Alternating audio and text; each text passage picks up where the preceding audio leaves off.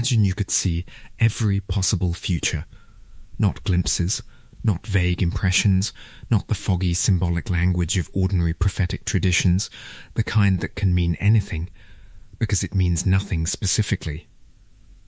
Imagine you could see every branch of probability spreading out from the present moment like a vast network of rivers, each one flowing toward its own particular ocean, each one carrying its own weight of consequence. You could see which rivers ran deep and which ran shallow, which ones wound through catastrophe and which wound through something better, which ones eventually evaporated in the desert before they reached the sea. Now imagine that almost every path you could see ended in extinction. Not the extinction of individuals, which is simply life. Not the extinction of civilizations, which history provides ample examples of. The extinction of the human species. Total, permanent, irreversible, a darkness at the end of nearly every timeline, where humanity simply ceases to exist, not killed by a single cause, but by the accumulated weight of its own nature, its own patterns, its own tendency to organize itself around powerful individuals who could see the future and use that vision to lock the present into configurations that left no room for genuine change, for the kind of unpredictable divergence that keeps a species adaptable, that keeps the future genuinely open. Imagine seeing this, and then imagine finding, somewhere in that vast dark probability space, a single path, narrow, costly beyond any ordinary reckoning, requiring a sacrifice so total that the word sacrifice stops being adequate and becomes something closer to transformation or annihilation, or the deliberate ending of everything you are in service of something that will not exist for thousands of years and that you will never live to see. Imagine finding that path, and imagine choosing it. This is what Frank Herbert called the Golden Path. It is the most ambitious idea in the Dune saga, arguably one of the most ambitious ideas in the history of science fiction, and it is also, in the way of all things in Herbert's universe, deeply uncomfortable, philosophically troubling, ethically contested, and impossible to fully evaluate on any timeline that a single human life can span. It is a plan that takes thousands of years to execute. It is a plan that requires the implementation of conditions that look, to anyone living inside them, like despotism, like tyranny, like the worst possible form of governance. It is a plan whose ultimate purpose is to prevent a type of catastrophe that those living through the plan's execution cannot see coming. It is also, depending on how you read it, either the most heroic thing in the saga or one of the most disturbing. To understand the Golden Path, you have to understand the specific problem it was designed to solve. And that problem begins not with Leto II, who would ultimately execute the plan, but with his father, the man who first saw what was coming and could not look away from it. Paul Atreides became the Quithesart's Haderach, the super prescient being that the Bene Gesserit had spent 90 generations of breeding programs trying to produce, at the wrong moment, in the wrong way. Without the institutional management the Sisterhood had planned for him. He drank the water of life in a Fremen sietch, while his mother lay nearby after her own transformative ordeal. He fell into a 3-week coma. He woke with his prescient faculty fully opened, and what he saw when it opened was not the triumph the Bene Gesserit had been working toward. It was the jihad. 61 billion deaths. That number appears in the texts with the flat, awful weight of a statistic that has already happened, reported from a future that Paul could see with something approaching sensory clarity, not as a calculation, not as a projection, but as something with the texture of memory. He saw the Fremen armies moving across the stars in his name, burning, converting, killing. He saw the specific violence that happens when a deeply faithful people with exceptional military capability are given a figure who fulfills their manufactured prophecy and sent out into a universe that has no adequate defense against them. He saw this, and he looked for a path around it. There wasn't one. That is the terrible thing. He searched the probability space with the full depth of his prescient faculty, and every path that avoided the jihad led somewhere worse, led to a future where humanity was even more locked, even more controlled, even more vulnerable to the specific catastrophe he was beginning to understand was the real threat. The jihad was terrible, but the alternative to the jihad was a universe in which the prescient trap had already closed completely, in which humanity had so thoroughly organized itself around visionaries who could see the future that the future itself had ceased to be genuinely open. Paul made the choice to ride the wave. He became Muad'Dib, Emperor of the known universe. He presided over the jihad he had not wanted and could not prevent. He governed for 12 years, with the full terrible clarity of prescient sight, watching the probability space constantly, making decisions that were always the best available decision and never the good decision, because the situation he had inherited and partially created did not contain good decisions. The 12 years of his rule were not a single experience. They were 12 distinct years, each one adding to the specific accumulation that the prescient consciousness experienced as weight. Not emotional weight in the simple sense, not grief, though grief was present, but the weight of having seen the future and then lived through it at the slower pace of sequential time, having to be in the moment that the vision had already mapped, having to be present in the present while simultaneously being present in the seen future that the present was moving toward. He was always in 2 times at once. The current moment and the anticipated moment, the decision being made and the decision already known to have been made, the death occurring and the death already witnessed in the vision long before the person had died. This is the condition Paul describes across Dune Messiah, the sense that he could no longer think of himself as navigating the future in any meaningful way. He was moving through a corridor that had already been surveyed. The navigator and the navigator's map had collapsed into the same thing. He was not choosing his path through the probability space. He was executing a program he had already written when the water of life opened his eyes. And then he was blinded. And then Chani died in childbirth. And then he walked into the desert in the Fremen tradition of the blind man who returns himself to the sand. But before he went, he understood something that the mythology that grew up around him would spend centuries obscuring. He understood that the jihad had not solved the problem. It had only changed its specific configuration. The universe was still organized around prescient vision. The guild still navigated through spice-enhanced foresight. The Bene Gesserit still produced and shaped prescient individuals through their breeding program. He himself had demonstrated, more completely than anyone before him, that a single prescient consciousness could seize control of human civilization and bend it toward the future that consciousness preferred. The problem was not his specific tyranny. The problem was the entire structure of a civilization built around people who could see the future. That structure was a trap. It had been a trap for thousands of years, and no one had recognized it as a trap, because no one had been able to see far enough into the probability space to see what it led to. Paul's children would see it. Leto and Ganima were pre-born, a condition their grandmother Jessica's water of life ordeal had triggered, the same mechanism that had made their aunt Elia into what the Bene Gesserit called an abomination, a consciousness open to other memory before the individual ego had developed the architecture to manage the influx.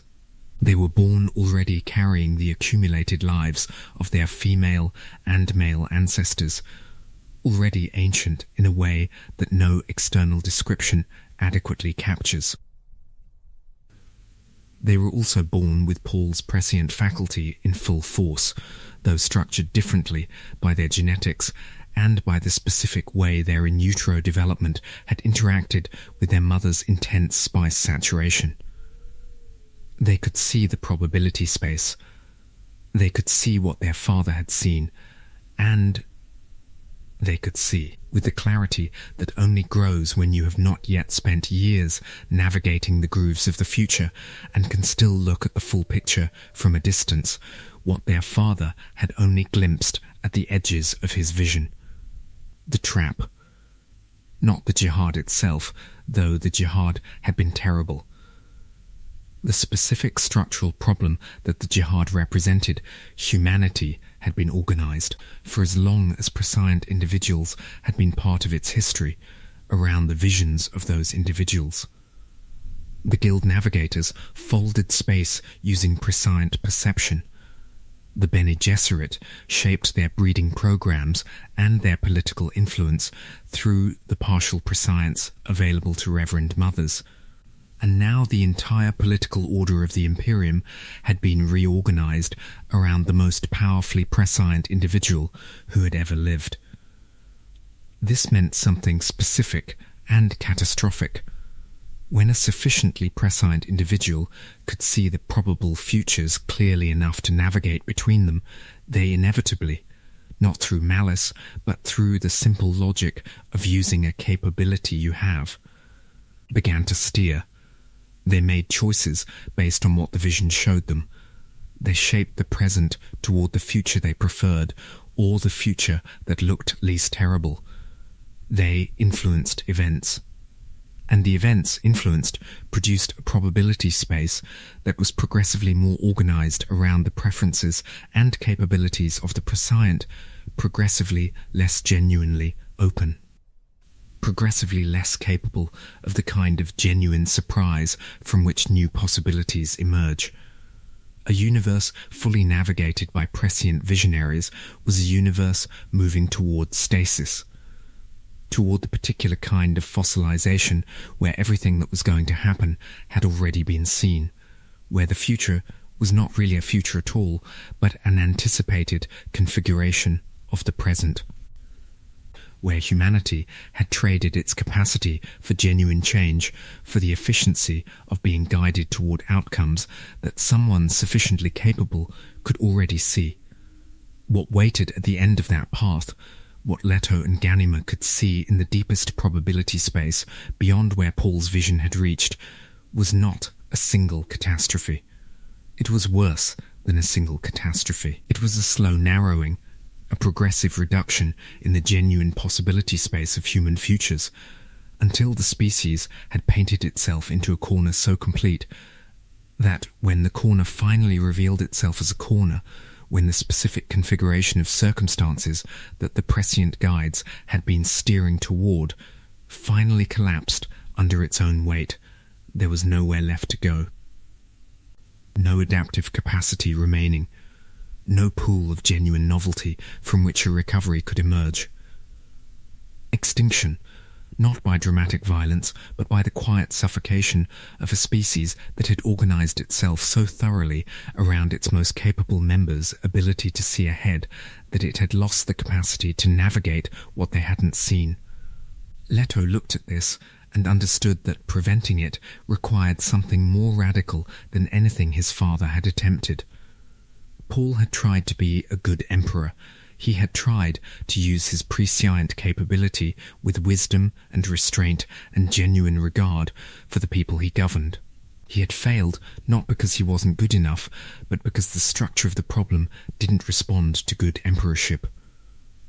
The structure responded to something else. Leto began to plan. Ganima knew. This is not a minor detail, and the saga does not treat it as one. She was his twin. She shared the same preborn nature, the same prescient faculty, the same horrifying depth of ancestral access. She could see what he could see. She understood what he understood about the extinction trajectory, and she chose a different path from his. She chose not to become what Leto was becoming.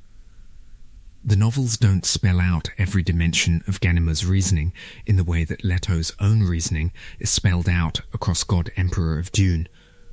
But what Children of Dune makes clear is that the twins arrived at their decisions together, that each understood what the other was choosing, and that Ganima's choice to remain human, to live a human life, to bear children within the ongoing human community, was as deliberate as Leto's choice to enter the symbiosis. She married Farad'n Corino, the Corino prince who had been shaped by his own encounter with the prescient twins into something more than his dynastic origins suggested he would be. She lived a human life. She bore children. She watched Leto's empire from the human scale that Leto himself had surrendered. And she carried, in the specific way that pre-born individuals carry things, in other memory, in the deep record of lived experience that would eventually be accessible to Reverend Mothers across the following centuries, the knowledge of what her brother had done and what it was for. In this reading of the saga, which the text supports even if it does not state it directly, Ganima served as the human continuity that Leto could not maintain from inside his transformation. Where Leto became the engine of the plan's execution, she remained the living memory of what it was for. Both were necessary. Leto began to plan, the plan that Leto developed, and that would eventually be called the Golden Path by those who could see it, or by those who were told of it by those who could, was a plan that required him to become something that no human being had ever been.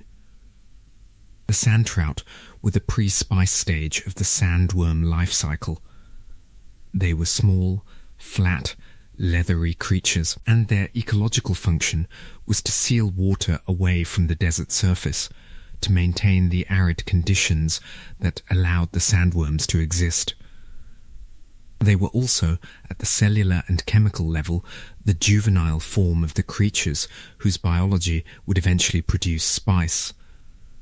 They lived in the sand in vast numbers, moving through the substrate like a biological mechanism, performing their water-sealing function with the reliable efficiency of something that had been optimized for its role over millions of years.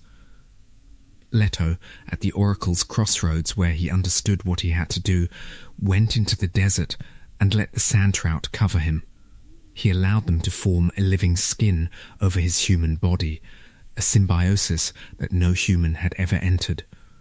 That transformed him biologically in ways that were irreversible from the first moment of deep commitment. That began a process he knew would take decades, and then centuries, and then millennia to complete. The sand trout's skin gave him physical capabilities that exceeded anything a human body could achieve. Strength, speed, near invulnerability to conventional weapons. It also began the transformation that would eventually turn him into something that was neither human nor sandworm, but something new. Something that existed at the intersection of the two biologies. Something that was moving, slowly and inexorably, toward the form that would allow him to live for thousands of years. He knew what he was giving up. This is important. The knowledge was complete. He was not sacrificing his humanity accidentally or through the progressive accumulation of small choices that individually seemed reasonable. He was making one large choice with full understanding of what it meant. He was choosing to trade his human life, his human body, his human capacity for ordinary love and ordinary grief and ordinary connection, for the duration required to execute a plan that could not be executed in less than 3,500 years. 3,500 years, the span of human civilization from the earliest writing systems to the present moment. That is the time Leto II, God Emperor of the known universe, lived and governed and watched and waited. From the perspective of anyone inside those millennia, from the perspective of every person who lived under his rule, he was the most complete tyranny the human species had ever experienced. A single entity in control of all the spice, all the political authority, all the military force, all the cultural influence of an interstellar civilization, with a prescient faculty so powerful that it made Paul's seem like a preliminary sketch. The first century was the hardest. Not in terms of governance. Leto managed the political transition from Elia's regency and the chaos that had preceded it with the specific clarity of someone who could see every move before it needed to be made. The political consolidation was, if anything, the easiest part. What was hard in the first century was what had not yet become ordinary. The experience of being what he was, in a body that was no longer what human bodies were, in a situation that had no precedent, without anyone who could advise him on how to be what he had become, because nothing like him had ever existed. He missed the body. The sand trout skin had given him power and endurance that exceeded anything a human body could achieve. It had taken from him the specific quality of human physical experience, the quality that belonged to a bipedal mammal with a relatively small and fragile body that had developed its specific adaptations across millions of years of evolution, and that had developed in those adaptations the specific pleasures that belonged to them, the simple satisfaction of physical movement, the experience of the body as something that moved through the world rather than something that carried him through it. The God Emperor's texts reflect, in their conversations with Duncan and Siona and the others, a continuous awareness of what had been given up in the physical transformation. An awareness that was not grief exactly, because grief implies the possibility of something different, but a steady recognition of the specific quality of absence that the symbiosis had installed permanently. He missed Ganima. In the first century, this was still fresh, the specific grief of someone who had made a choice that separated them permanently from the person they had been closest to, who could still remember with perfect clarity every conversation they had had in the desert, every shared moment of recognition in the pre-born state where no one else could fully understand what they carried. He could still remember the specific quality of being understood by someone who carried the same weight, and he was now carrying it alone. Forever, the centuries taught him things that the vision had shown him, but not fully transmitted. You can see that something will be hard. You cannot entirely experience the hardness until you are inside it. The vision had shown Leto that the rule would be long, and the loneliness would be complete, and the cost would be continuous. Living it turned out to be different from having seen it coming. Not better or worse exactly, but different in the specific way that direct experience is always different from even the most accurate foreknowledge. The foreknowledge was correct. The experience was real. Both were true simultaneously, and neither was sufficient alone. He developed across the centuries a specific quality of attention that the people who encountered him found difficult to describe. It was the attention of someone who had been watching human beings for a very long time, not studying them, which implies detachment, but watching them in the way that a parent watches children who are doing something both familiar and new. With a combination of knowledge and genuine attention that does not collapse into the knowledge, but holds both the knowledge and the newness of this specific instance simultaneously. He had seen thousands of variations of nearly every human situation. He was still genuinely interested in the particular, in this specific person, this specific crisis. This specific expression of the patterns he had seen play out thousands of times before. This was the paradox at the center of what the God Emperor actually was in experience, rather than in theory. He was the most knowing consciousness that had ever existed, and he maintained, against the weight of that knowing, a genuine orientation toward the not yet known. The golden path required the vision. The vision required the knowing.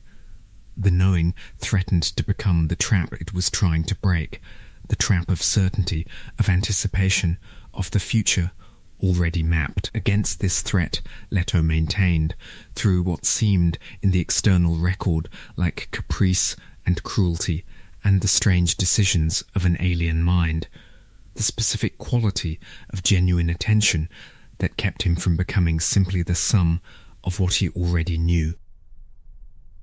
He hoarded the spice. He controlled its distribution with the precision of a pharmacist managing a substance that the universe was addicted to, releasing it in quantities that maintained function but prevented the kind of deep saturation that produced high-level, prescient vision in others. He suppressed the development of potential Kwisatz Haderachs.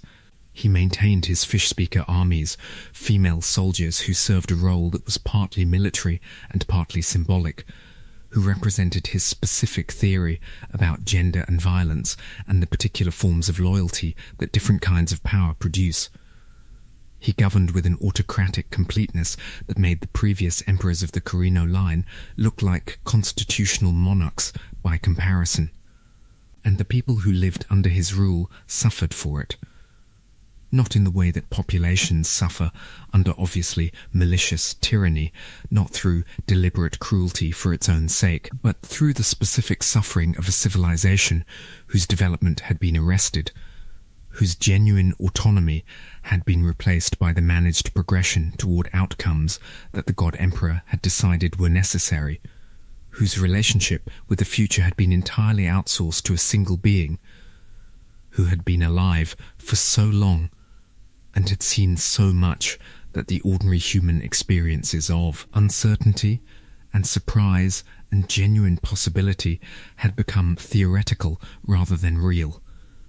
There was no political freedom that his management did not ultimately contain. There was no genuine rebellion that his prescience had not already accounted for. There was no genuine cultural development that was not, at some level, within the channels he had designed for it. The universe was being ruled by a 3,000-year-old being in a worm human body who had seen more of time than any consciousness in history, and who was using that seeing to steer, continuously, toward an outcome he had decided was necessary. This is what the Golden Path looked like from inside it, but here is what the Golden Path was doing, underneath the surface of what it looked like. Leto was breeding something, not in the Bene Gesserit sense of managing human genetics toward the production of specific capabilities. He was doing something more specific and more strange. He was breeding for invisibility to prescience sight. The problem with prescient tyranny, the specific structural problem that his prescient faculty had shown him, was at the root of humanity's extinction trajectory, was that prescient individuals could see other prescient individuals coming. They could see the probability space organized around potential rivals, around figures who might emerge to challenge the existing configuration of prescient power. This meant that any prescient ruler would, whether consciously or simply through the natural operation of using the faculty they had, suppress the emergence of challenges before they materialized, not through paranoia, through the logical application of the very capability that made them powerful. What this meant for humanity was that there was no escape from prescient guidance once it was fully established. A prescient ruler could not be replaced by ordinary political processes, because ordinary political processes moved slowly enough for a prescient ruler to see them coming and redirect them. A prescient ruler could not be replaced by a more capable prescient rival, because the prescient ruler would see that rival emerging and act to prevent the emergence. The trap was closed. The only way out was to produce humans who did not appear in the prescient vision at all, whose actions could not be predicted because their essential qualities made them invisible to the probability space that prescient vision accessed. Leto spent 3,500 years breeding this quality into the human population, through his management of Arrakis and the people of Arrakis, through his management of the bloodlines of those who served him and those who resisted him, and those who came and went through the centuries of his administration. Through the specific selective pressure he applied over millennia to the genetic heritage of the human species, he was working, consistently and patiently, toward the production of humans who could not be seen. Not invisible in any physical sense, invisible to prescience. Humans whose decisions and trajectories and futures simply did not register in the probability space that prescient vision navigated. Humans who were, from the perspective of any prescient consciousness, genuinely free, genuinely capable of making choices that the prescient could not anticipate. Genuinely representing the kind of surprise that the system had been designed to eliminate. Paul Atreides was the first fully realized product of this program. She was an Atreides descendant, shaped through the millennia of Leto's careful management of the Atreides bloodline specifically, because that bloodline represented the genetic combination that his calculations showed was most likely to produce what he needed. She hated him. She hated him with the genuine, unmanaged hatred of someone who had grown up under the God Emperor's tyranny and understood, at an experiential rather than theoretical level, what 3,500 years of his management had cost the human species. Leto knew this. He had shaped her to hate him. Not through cruelty, through the specific design of conditions that would produce an individual with both the genetic quality he was breeding for and the psychological and moral character to use it. An individual who was invisible to prescient sight and who also had the will and the capability to act. It was not enough to produce the invisibility. You had to produce it in someone who would matter. What Siona represented, in the specific genetic sense, was not simply an absence of prescient visibility. She represented something positive, a specific configuration of the human genome that had never existed before, produced by the convergence of lineages that Leto had been managing toward this specific outcome for 35 centuries. When a prescient consciousness tried to look at Siona in the probability space, it found not darkness or obscurity, but simply nothing. Not the nothing of something concealed or blocked, but the nothing of something that the probability space did not contain, because the probability space was organized around the specific kind of causal coherence that prescient vision accessed, and Siona's essential nature did not participate in that coherence. She was genuinely free in a way that no one under prescient management had ever been genuinely free. Not free from consequences. Everything she did had consequences, played out in the physical world with the full force of physical causality. Free from the specific form of unfreedom that the prescient trap imposed. The unfreedom of having your most important choices already seen and accounted for by a consciousness more capable than yours. Of being a variable in someone else's calculation, rather than an agent whose choices created genuinely new configurations of possibility. She tested him. She stole the records. She led a raid on his files, discovered what she could discover about what he actually was and what he was actually doing. She resisted him with the specific quality of genuine resistance that he had been waiting centuries to encounter. Not the staged resistance that served his plans, which he could see clearly and allow to proceed on schedule, but the kind of resistance that his prescient faculty could not fully track because her essential nature made her trajectory genuinely unpredictable. He passed her test when she finally confronted him with what she had found, with her understanding of the golden path, with her assessment of what he had been and done and was. He confirmed it. He did not attempt to explain it away or manage her response. He told her the truth, because she was, finally, the kind of person that the truth could be told to. The conversation was not warm. It could not be warm. The gap between what he was and what she was, between the 3,500-year consciousness in a worm human body and the young woman who had grown up hating him, was too large for warmth to bridge in the time available. But it was honest. He showed her the probability space. He showed her what it looked like without her, the extinction trajectory, the narrowing, the specific darkness at the end of nearly every path. He showed her what it looked like with her, the genuine branching, the genuine possibility, the specific quality of a future that could not be fully mapped because people who could not be mapped were moving through it.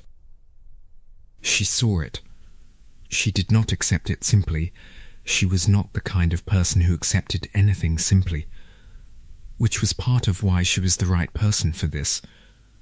She saw it, and she held it alongside her genuine anger at what it had cost, and she went forward carrying both things.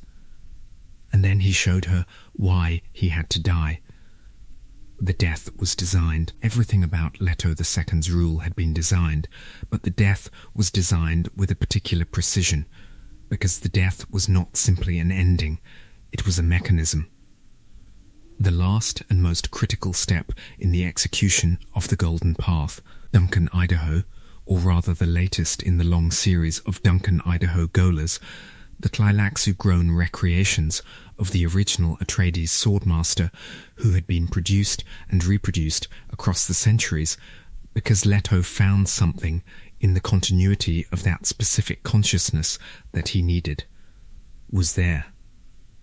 He had been brought back again and again, partly because of what Duncan represented, partly because the question of whether a Gola could recover its original memories and personality was philosophically important to what Leto was doing, and partly because Leto had loved the original Duncan Idaho in a way that the 3,500 years of transformation had not entirely erased. Siona was there, and the bridge crossing over the Idaho River, named for the man who had served the original Atreides, because that is the specific kind of monument Leto built to the people he had loved, was where it happened. Sandworm biology could not survive contact with water. This was the foundational ecological fact of Arrakis. The creatures whose life cycle produced the spice were destroyed by the substance that the spice's existence had locked away from the planet's surface. It was the most fundamental vulnerability in the God-Emperor's nature. He was, beneath the thousands of years of transformation and the vast political and military power and the prescient faculty that exceeded anything else in the known universe, a worm-human hybrid who would die if he fell in the river. The combination of the attack and the fall and the water happened as Leto had seen it happening for centuries. He died. Not quickly. The dissolution took time. The biological process of a sandworm's death extending across hours during which his consciousness remained present, during which he could speak, during which he left his final instructions and his final acknowledgements, and the last pieces of what he wanted to pass on to the people he had been working for across 3,500 years. And as he died, something happened that the biology made inevitable and that his planning had incorporated as the final element of the mechanism. The sand trout that had formed his living skin dissolved back into the environment. Thousands of them released into the river and the surrounding soil and the sand, each one carrying in its cellular memory a fragment of what he had been. What the Fremen tradition would come to call pearls of awareness. Pieces of Leto II, distributed through the ecology of the planet, eventually absorbed into the new generation of sandworms that would emerge as the desert reclaimed Arrakis in the centuries following his death. The death seeded the future in the most literal biological sense, but the mechanism that mattered was not the biological one. The mechanism that mattered was the political and social and psychological one. Leto had ruled for 3,500 years, and in those years he had managed human civilization so thoroughly that the management itself had become intolerable, had become, to anyone capable of reflecting on it, so obviously and completely wrong that the recovery from it would be violent and thoroughgoing and would produce exactly the condition he had been working toward. The scattering. When the God Emperor died, the immediate political consequence was chaos. Obvious, immediate, unavoidable chaos. The chaos of a system that had been organized around a single point of control for 35 centuries, suddenly confronted with the absence of that control. The famine times followed as the careful management of spice distribution that had maintained the guild's navigational capability and the Bene Gesserit's ritual capacity collapsed without the God Emperor's hand on the mechanism. But the deeper consequence, the one Leto had been building toward, was different. The human species, the billions of human beings who had lived for 35 centuries under the God Emperor's management, who had never known what it felt like to be genuinely free of that management, whose grandparents' grandparents' grandparents' grandparents had been subjects of the same ruler. Those human beings did something that any genuinely suppressed people will do when the suppression suddenly ends. They left. Not all of them. Not immediately. But in the years and decades following the God Emperor's death, in numbers that eventually became billions and then tens of billions, human beings moved outward from the center of the known universe into the uncharted spaces beyond it, into the darkness beyond the Spacing Guild's maps, into territories that no prescient navigator had ever surveyed, where no Bene Gesserit installation of prophecy had been seeded, where no agent of any of the Imperium's institutions had established a presence, into the genuine unknown. This was the scattering. It was not a migration in the ordinary sense. It was a dispersal, a species-level explosion outward from the point of greatest concentration, driven by the specific combination of the God Emperor's death releasing 35 centuries of suppressed momentum and the psychological legacy of what living under him had done to the species' relationship with governance and guidance and the very concept of being led. The people who scattered were not uniform. This is important to understand. The scattering was not a single event with a single character. It was billions of individual decisions made by billions of individual people, under billions of different circumstances, driven by billions of different motivations. Some left because the famine times made staying impossible. Some left because the sudden absence of centralized authority opened spaces that had been closed for so long they had been forgotten. Some left out of genuine curiosity, the kind of curiosity that only emerges when the management that had been answering every question is suddenly gone, and the questions come back, and the horizon that had always been the edge of the God Emperor's controlled territory reveals itself as merely an arbitrary boundary beyond which the unknown continues indefinitely. Some left because they were afraid of what the famine times would produce, of what happened to a civilization whose support structures collapsed, and they wanted to be somewhere else when the worst of it came. Some left because they had always wanted to, and had always been prevented. Some left because it was simply what happened when the pressure that had been containing them was removed. Not a decision, exactly, but a movement, the way water moves when the dam is gone. What they carried into the dark was Siona's genetic legacy, distributed through the centuries of the God Emperor's managed breeding, and the natural spread of inheritance through the human population. Not every scattered human carried the invisible to prescience trait in its full expression. The genetics did not work that way. The trait was not dominant in the simple Mendelian sense, but it was distributed. It was present in the population in ways that it had not been present before Leto's 3,500-year program, and in the generations that followed the scattering, as those populations reproduced in environments where the specific selective pressures Leto had applied were no longer present. The trait spread in ways that no prescient consciousness, however powerful, could have fully tracked. This was the point. This was the specific mechanism. The invisible to prescience trait, distributed through the scattered populations and propagating through their reproduction in the uncharted dark, was the permanent disruption of the prescient trap. Not an instant disruption, not a switch thrown that immediately changed the configuration of the probability space. A cumulative disruption, building across generations, as the proportion of genuinely free humans in the total human population increased to the point where the trap could not close again, even if a future figure with Leto's prescient capability arose and tried to close it. The people who scattered, and what they encountered out there, and what that encounter did to them, all of this was beyond Leto's complete knowledge. His prescient faculty did not extend into the uncharted dark in the way it extended into the known space he had been managing. This was partly the nature of the dark itself.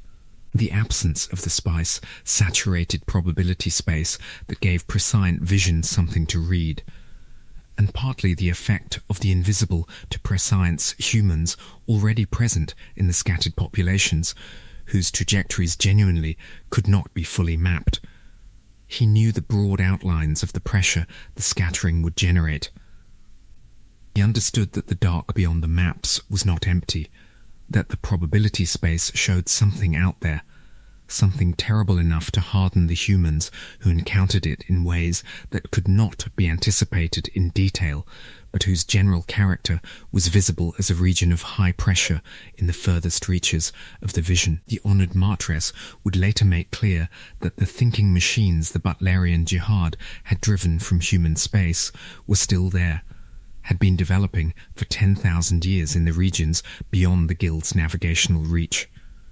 Whether Leto saw this specifically, or saw only the broad shape of terrible pressure and hardening consequence, is not something the texts settle definitively. What is clear is that he incorporated the probability of encounter with the unknown and terrible into the Golden Path's design, not as a catastrophe to be prevented, but as a pressure that would further develop the genuine capability that the plan was working to produce. He did not know the specifics. He could not.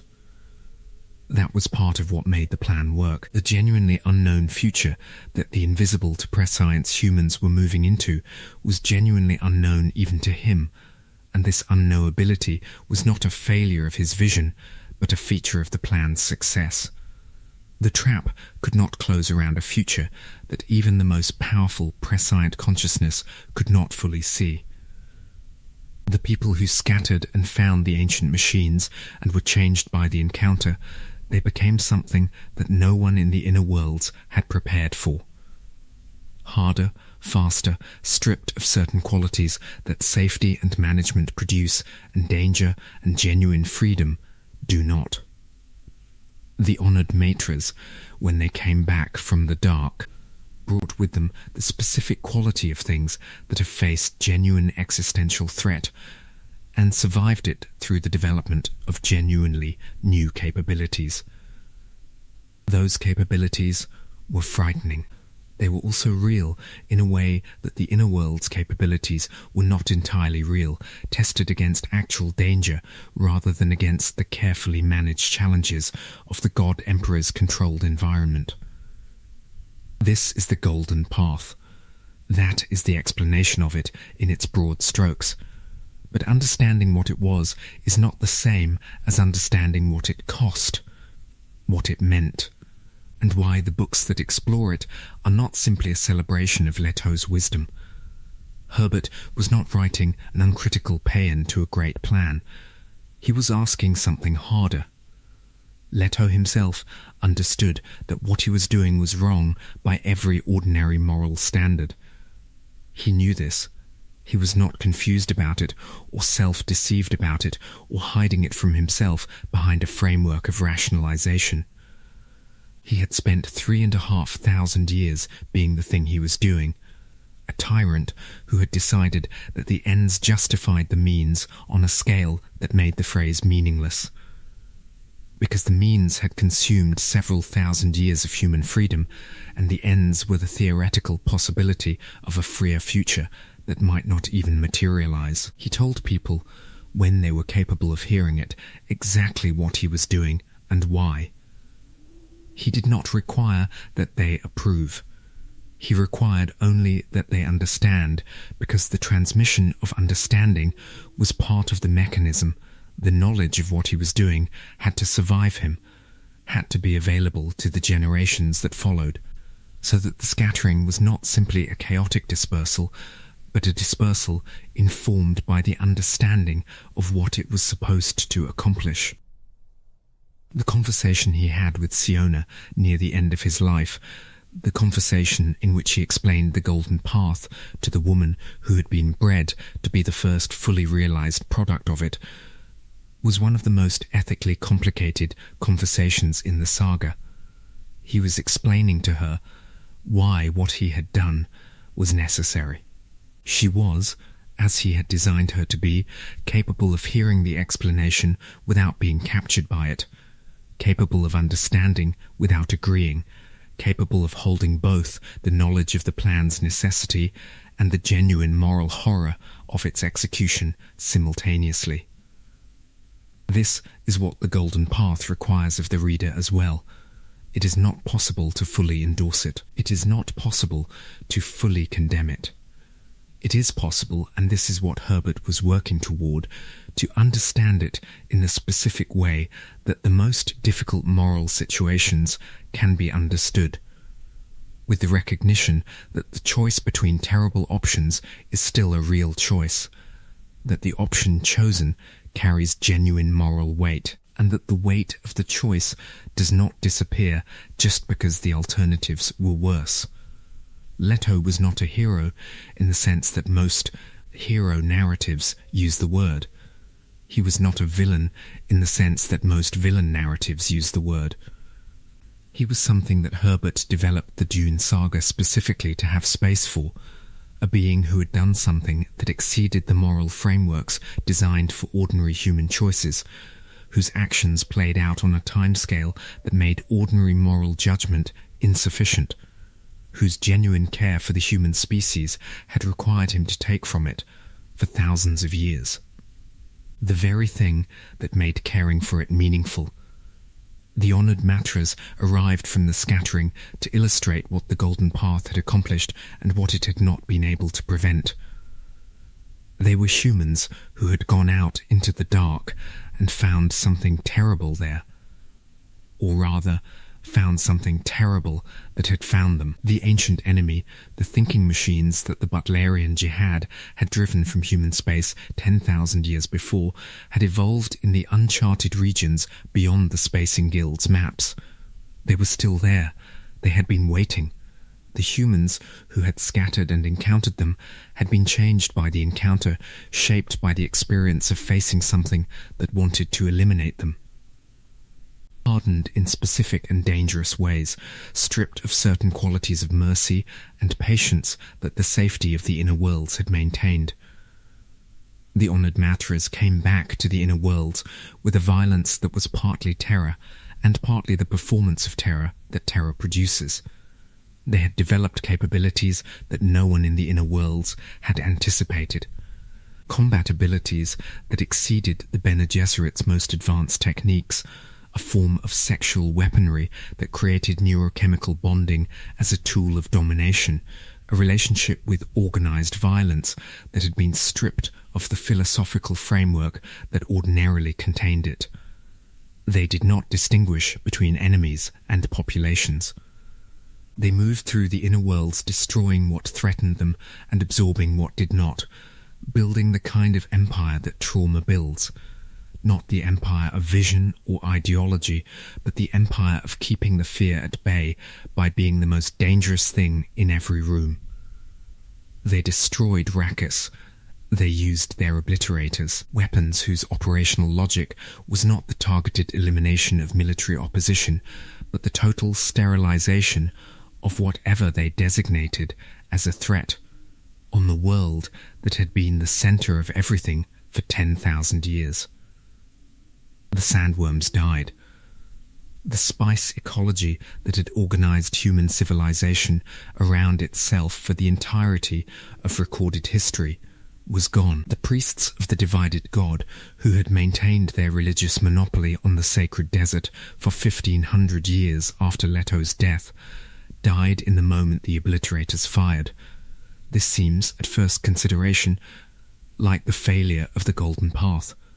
Here was the species facing potential extinction again, facing it from a direction that the Golden Path had helped create, through the scattering that had produced the conditions for the encounter with the ancient enemy. Here were the humans of the inner worlds caught between the returning scattered humans who had been weaponized by their experience and the ancient machines whose existence they hadn't known about. But here is what you have to hold simultaneously, what Herbert demands you hold simultaneously, to understand the Golden Path's relationship to the Honored Matres. The Honored Matres were a horror. They were also proof that the plan had worked.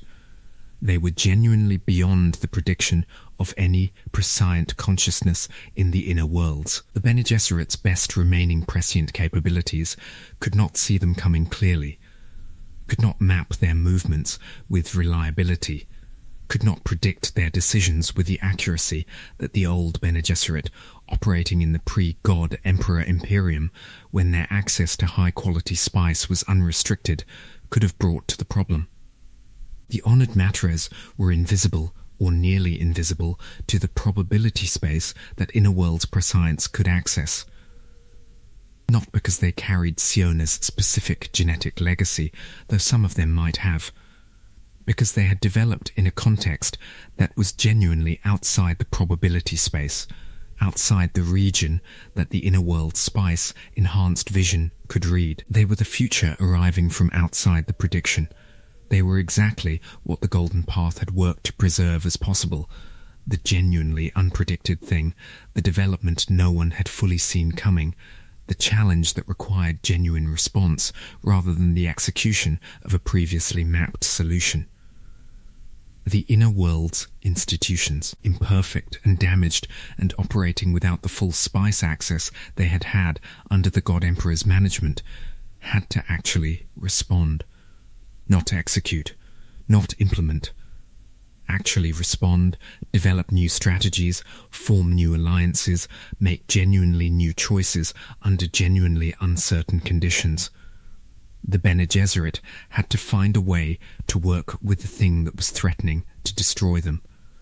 Mabella had to become what she became.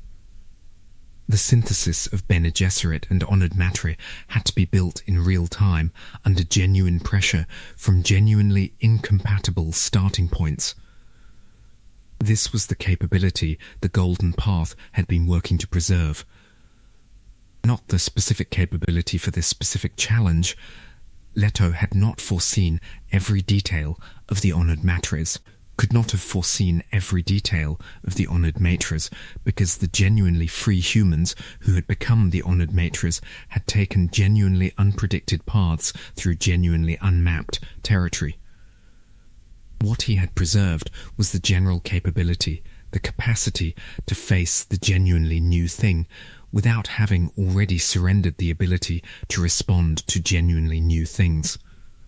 A civilization still fully organized around prescient guidance, still in the prescient trap that the Golden Path had broken, would have faced the honored matres from inside the trap, would have been looking for a prescient guide to show them the path through, would have been waiting for someone sufficiently capable to see the solution before implementing it, and in waiting for that would have been vulnerable in the specific way that the trap created, not to the honored matres themselves, but to the paralysis of a system that had forgotten how to respond to the genuinely unanticipated. The inner world's institutions were damaged. They were operating below capacity. They were working with incomplete information and insufficient resources, and the specific disorientation of a civilization that had been managed for 35 centuries and was now having to manage itself through the most serious crisis in its history. And they survived.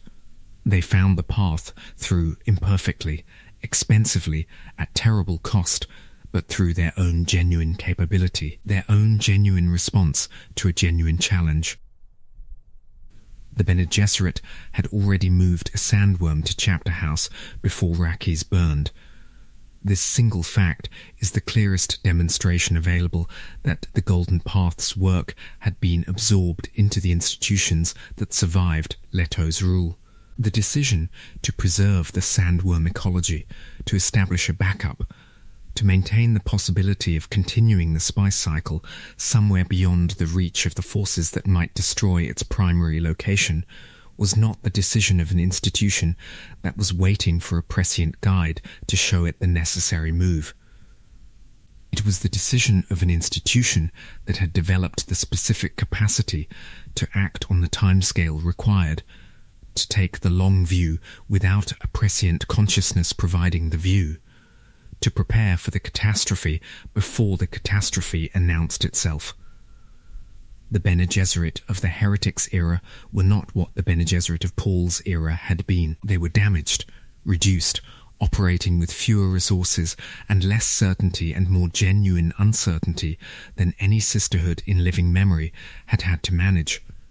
They were also, in a specific and important way, more genuinely capable, more adapted to genuine uncertainty, more capable of genuine response to the genuinely unanticipated, more like the thing that Leto had spent 3,500 years trying to produce. The preservation of the sandworm was the proof. Understanding why Leto chose the specific mechanism he chose, why he chose to become what he became rather than pursuing some other approach to breaking the prescient trap, requires understanding what he had seen in the probability space that made this particular path the one that worked. He had seen alternatives. He had been thorough. He had seen approaches that tried to work through institutions, attempts to build the Bene Gesserit or other organizations into structures that could maintain human diversity and genuine freedom against the pressure of prescient consolidation. These failed in the probability space because the institutional approaches were too slow and too leaky. Organizations built by people who had partial prescient vision would be shaped progressively by the prescience of their members. The Bene Gesserit itself demonstrated this.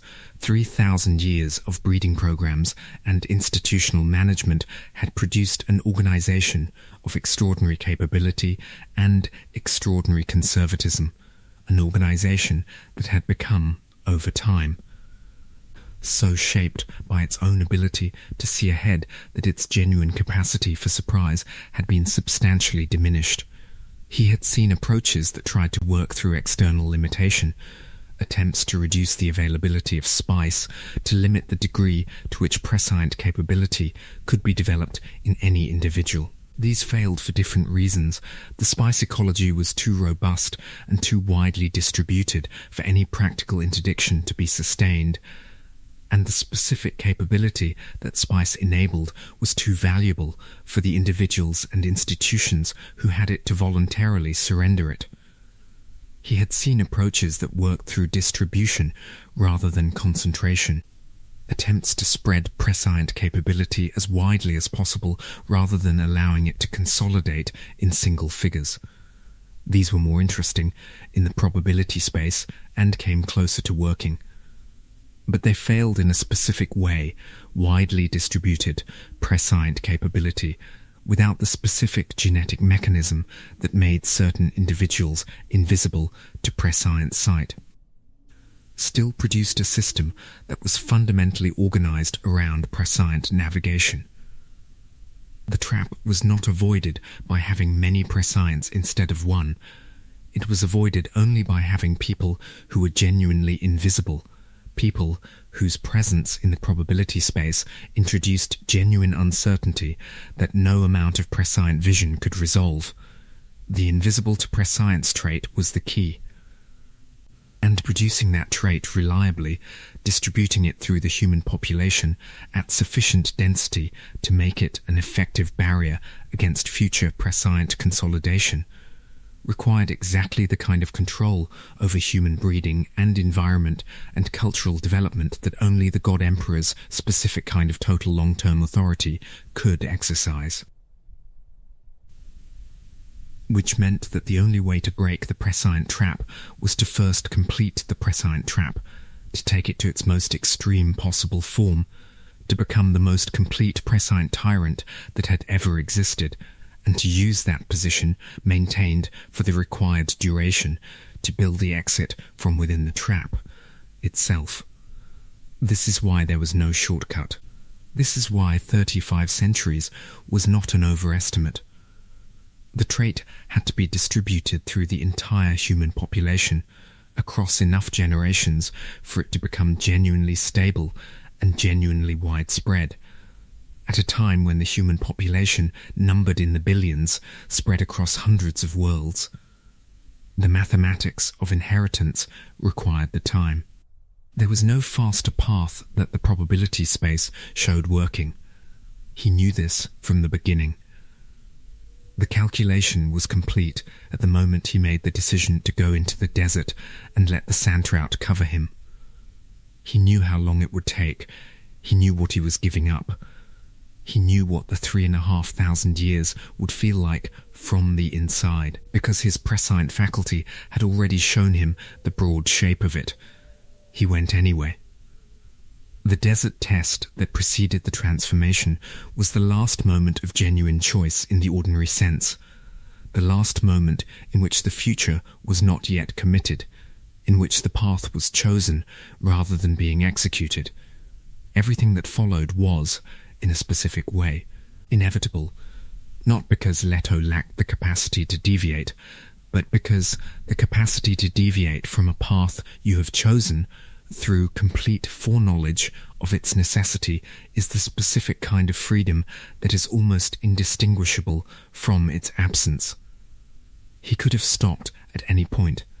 He chose not to at every point, and across 35 centuries, the choosing and the not stopping and the continuous commitment to what he had seen was necessary. This was the specific quality of Leto's freedom inside the Golden Path's apparent inevitability. He was not executing a program, he was making the same choice, over and over, across 35 centuries, at every moment in which deviating was available, and the consequences of deviating were visible, and the consequences were worse than continuing.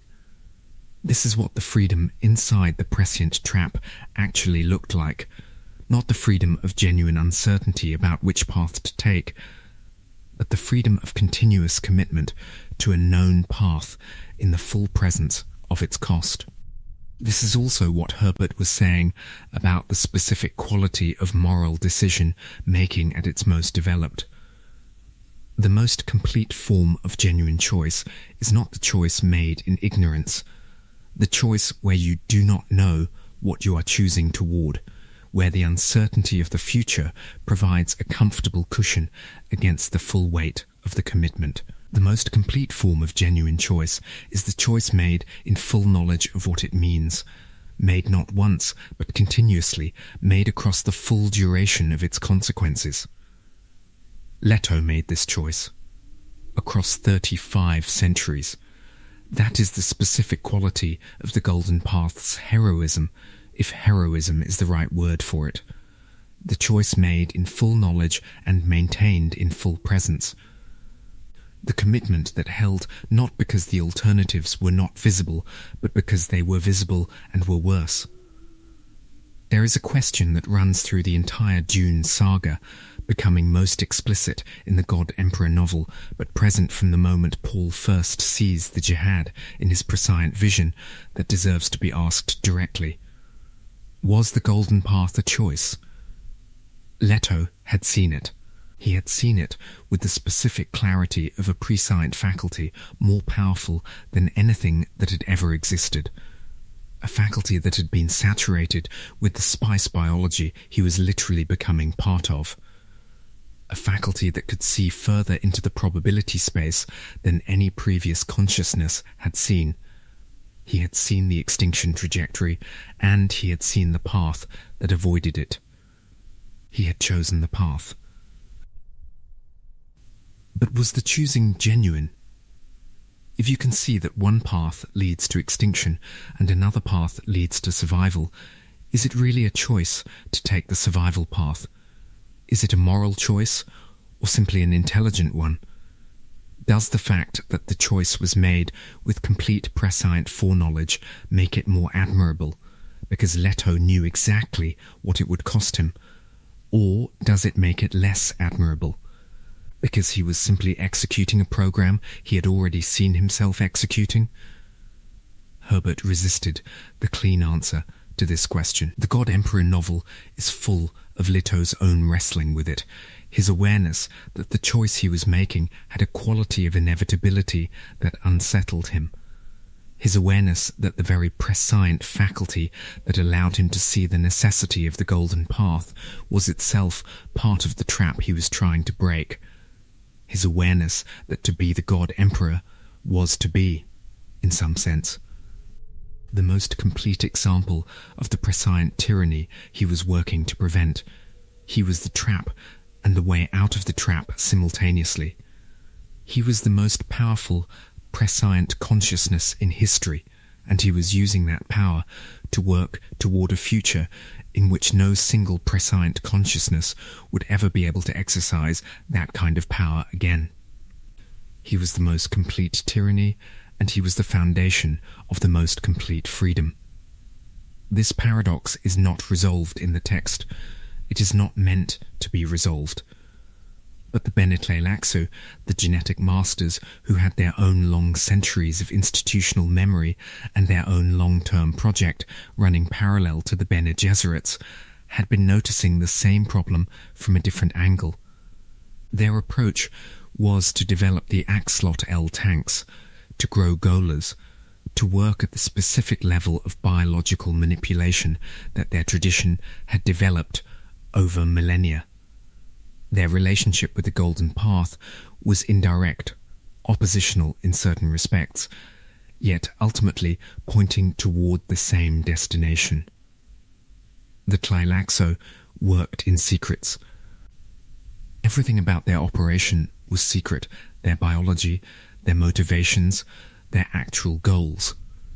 The other institutions of the Imperium knew the surface of what the Tleilaxu did. They grew Golas. They produced face dancers. They could synthesize spice. The deeper levels were hidden behind the specific institutional insularity of a people who had learned, over millennia, that their secrets were their survival. What emerged in the Heretics era, when the survival pressure was high enough to make revelations possible, was that the Tleilaxu had been working on their own version of the problem the Golden Path addressed. Their axolotl tanks were not simply a biotechnology, they were a theology. A specific understanding of death and resurrection and the preservation of consciousness across the barrier of biological death that had deep religious significance for the Tleilaxu themselves. Their Gola program was not simply commercial, it was an attempt to solve the problem of mortality, to maintain the continuity of consciousness across the biological event that normally ended it. They had been producing and reproducing Duncan, Idaho, not simply to sell a product, but to test something, whether consciousness could be genuinely preserved across the breaking of the biological continuity that normally defined it, whether the self could survive the destruction of the body that housed it and be recovered fully, genuinely, as itself rather than as an imitation of itself, in a new body. This was, in its specific logic, a parallel approach to the same problem that motivated the Golden Path. The prescient trap was, in one formulation, the problem of a consciousness so capable that it could not be easily ended, not physically, but functionally, in terms of its influence on the probability space, in terms of the specific grooves it wore in the future that others navigated by. The Tleilaxu's work on consciousness preservation was, in another formulation, an attempt to ensure that the most capable consciousnesses continued rather than being periodically lost to the biological accident of death. The two approaches, Leto's working toward a future of genuine freedom through the temporary establishment of total control, the Tleilaxu's working toward the preservation of capable consciousness through biological manipulation, were pointing in different directions. But they were both responses to the same underlying recognition that the specific capabilities that made human beings most valuable were also the capabilities most at risk from the normal operation of the universe's physical laws. Herbert held these parallel projects in the same narrative space without resolving them against each other, without declaring one correct and one mistaken. Both the Golden Path and the Tleilaxu's project were genuine responses to genuine problems. Both had costs. Both had blindnesses. Both represented the specific kind of institutional long-term thinking that the saga was built around, the kind that operates on timescales longer than any individual life, that requires the maintenance of purpose across generations. That faces the specific challenge of preserving a goal across the inevitable drift that time and circumstance produce. The Tleilaxu Master Scytale, surviving through the Heretic's era with the Bene Gesserit's awareness of what he carried, was the thread connecting the two projects in their final phase. The representative of the Tleilaxu approach in the specific moment when the two approaches had to interact. When the survival crisis was severe enough that the institutional boundaries that had kept them separate gave way under the pressure. What survived was the synthesis. As so much of the Golden Path produced synthesis rather than simple victory, the honoured Matres and the Bene Gesserit becoming the new sisterhood, the Tleilaxu's preserved knowledge merging with the Bene Gesserit's institutional framework, the no ship carrying out into the dark the combination of what all of these traditions had developed and preserved across their respective centuries of work.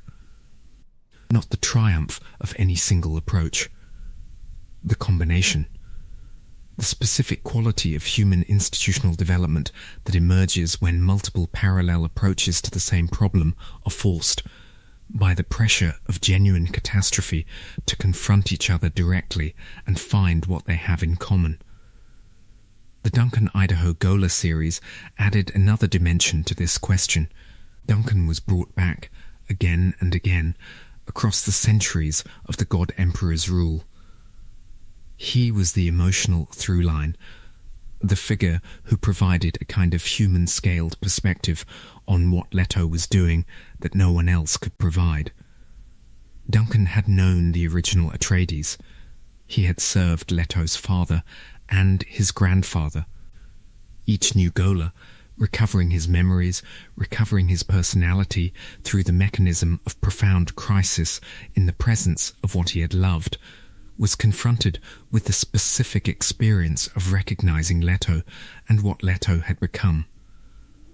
Duncan's resistance was genuine in a way that the God Emperor's prescience could not fully track, because Duncan's essential nature, his specific quality of loyalty and rebellion and genuine feeling, produced reactions that even Leto's vast foresight could not always predict. This was, again, not accidental.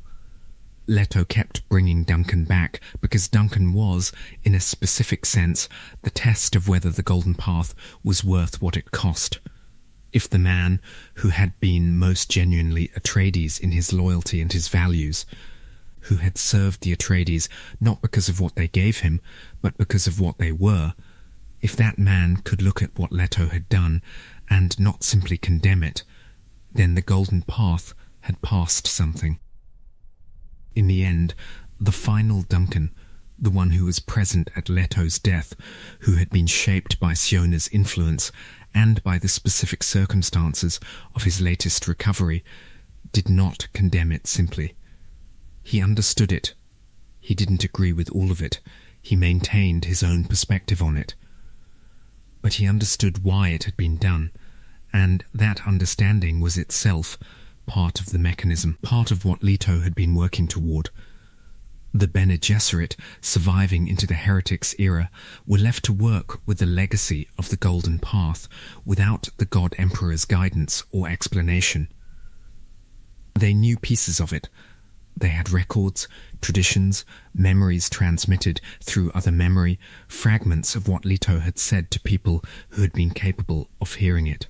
But they were working with an incomplete picture, trying to maintain the conditions the Golden Path had established against the pressure of the honoured matres and the ancient machines, and the 1,000 ordinary crises of a civilization whose foundations had been shaken by 35 centuries of managed existence, followed by the abrupt removal of the manager. Dawi Andrade understood more of it than most. She was a reverend mother of the specific generation that had been shaped by the heretics era's particular pressures, by the growing awareness that the honoured matres were coming and that the sisterhood's existing strategies were insufficient, by the dawning recognition that the pattern of the God Emperor's rule was not random tyranny, but purposive architecture, by the accumulated weight of other memory pressing down on her from above, with the experiential knowledge of reverend mothers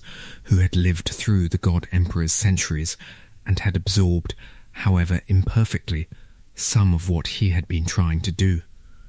She made the decision to go to the honoured matres, not to negotiate in the ordinary sense she understood, with the clarity that her prescient access and her Bene Gesserit analysis provided.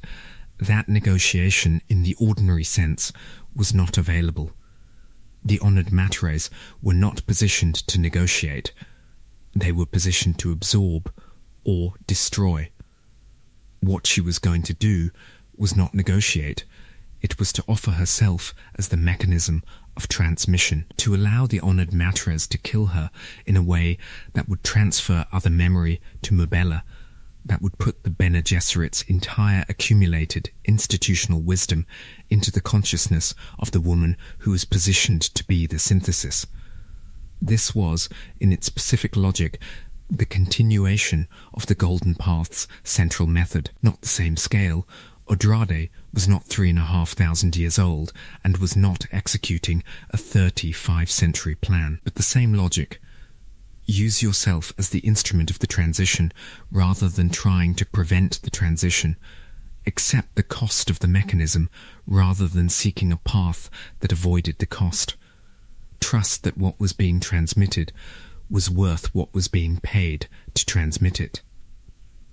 She walked in knowing she would not walk out. She walked in with the specific quality of someone who had made the calculation completely, who knew what it meant, who had held both the necessity and the cost simultaneously long enough that the two had become a single weight rather than a conflict.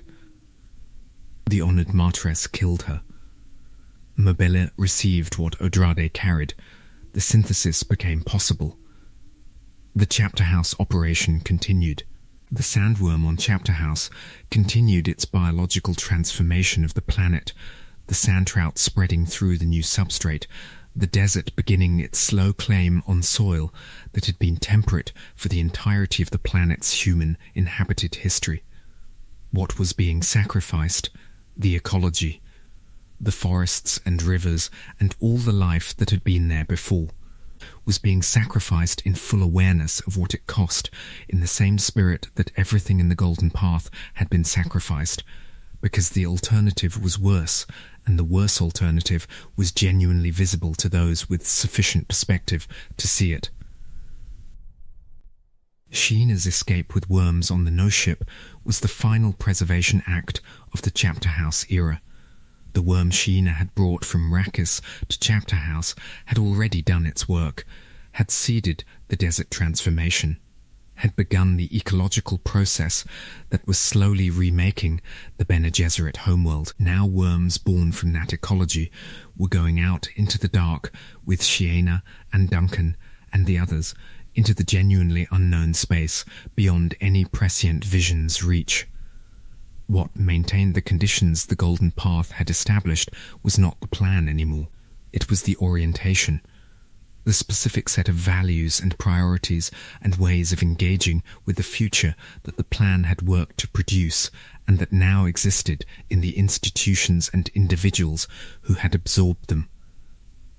The preservation of the sandworm ecology, the maintenance of genuine diversity in the human population, the willingness to accept costs that could not be justified in any single human lifetime, because the justification existed only across timescales longer than any single human lifetime could span. These were what survived. These were what the No Ship carried out into the dark alongside the worms and the human beings and the institutional knowledge encoded in Bene Gesserit other memory. What maintained them was not the God Emperor. He was gone. What maintained them was the people who understood why they mattered, imperfectly, partially, with the specific incompleteness of all understanding that does not have access to the full original plan. But genuinely, with enough understanding to make the choices that the orientation required when the choices had to be made. What does it mean? Not in the sense of what does the plot mean that has been traced, as clearly as a story this complex can be traced, but what does it mean for the question that Herbert was actually asking, which was never specifically about a fictional universe, but was always about the relationship between human consciousness, human capability, and human freedom. The Golden Path is, at its deepest level, a meditation on the most disturbing implication of human intelligence at its most developed. That intelligence, applied to the problem of the future, eventually tries to eliminate genuine uncertainty. That the most capable minds inevitably reach for the future they can see and try to secure it against the futures they can't. That prescience, the ultimate intelligence, the capacity to actually see the future rather than simply reason about it, taken to its logical conclusion, produces not freedom, but the most complete unfreedom imaginable. The prescient trap is not a metaphor for a specific technology or a specific political structure. It is a metaphor for the human relationship with intelligence itself. For the way that capability accumulates toward control, and control accumulates toward the elimination of the possibility of being wrong, which is the same as the elimination of the possibility of being genuinely alive. What the Golden Path preserves is not humanity in some biological or cultural sense. What it preserves is the specific quality of being genuinely uncertain about the future. The specific quality of facing the unknown and having to figure out what to do next without being able to see what comes after. This quality is not comfortable. It is not safe. It is, according to Herbert's argument, the condition of genuine human existence. To eliminate it, even in the service of safety, even with the best intentions, even under the guidance of a being who loved the species and worked for 3,500 years to preserve it, is to eliminate something without which the species is not genuinely itself. Leto II knew this.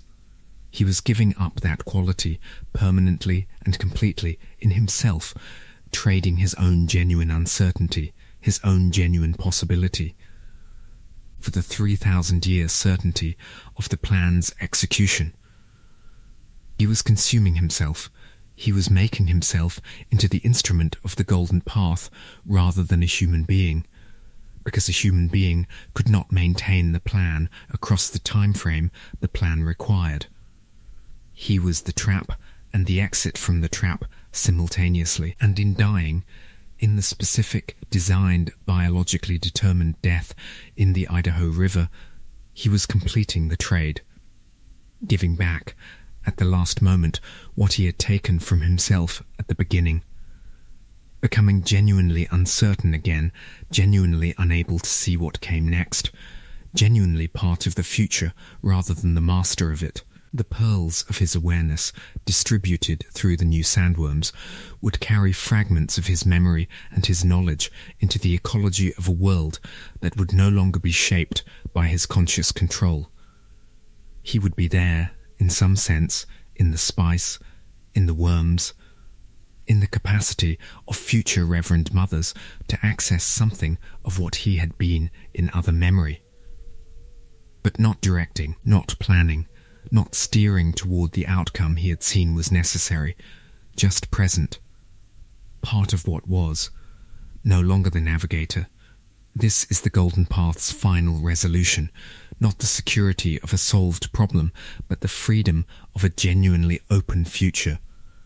A future that Leto could not see, and that humanity, freed from the prescient trap at last, had the genuine capacity to shape. In the end, what the Golden Path accomplished was not the prevention of catastrophe. Catastrophe continued, as it always does and always will in any universe that is genuinely alive, rather than merely managed. Arrakis burned. The ancient machines threatened. The honoured matres brought violence back from the dark beyond the maps. What the Golden Path accomplished was the prevention of the specific catastrophe that had no recovery from it, the final closing of the trap, the ultimate narrowing of human possibility to the point where the species had nothing left to adapt with, nothing left to surprise itself with, no genuine future remaining, because every possible future had already been seen and incorporated into the plans of the beings whose prescient vision had organized everything around itself. That catastrophe did not happen. The extinction trajectory that Paul first saw and Leto spent his life addressing was redirected. Not permanently, nothing is permanent, and Herbert was not making claims about permanence, but for the moment that mattered, for the crisis that was the actual crisis, for the problem that was the actual problem underneath all the surface problems of political power and military conflict and institutional competition. For that, the Golden Path worked. It worked at the cost of everything that Leto was. It worked at the cost of 35 centuries of human freedom that the people who lived through those centuries paid with their lives. It worked at the cost of the ordinary moral frameworks that would have judged it, correctly, as tyranny. It worked. And in the specific way that Frank Herbert structured the saga's argument, that is not a celebration. It is an acknowledgement that the most important things sometimes require costs that cannot be justified in ordinary moral terms, that the timescales on which certain problems play out exceed any individual's ability to see clearly, that the relationship between what is necessary and what is good is more complicated than any simple moral framework can accommodate. The Golden Path is not a prescription. Herbert was not saying, this is how you save humanity. He was saying, this is the kind of problem that faces a species with the capability to see its own future, and these are the kinds of costs that solving it might require, and the question of whether those costs are worth paying is not one that can be answered from inside the situation where the paying is happening. Paul saw the trap. Leto executed the plan. The species survived. Whether it was worth it is the question that Herbert left open, the question that the saga does not answer, the question that exists in the space between the reader and the text, and that each person who takes the golden path seriously has to answer for themselves. The desert is green now.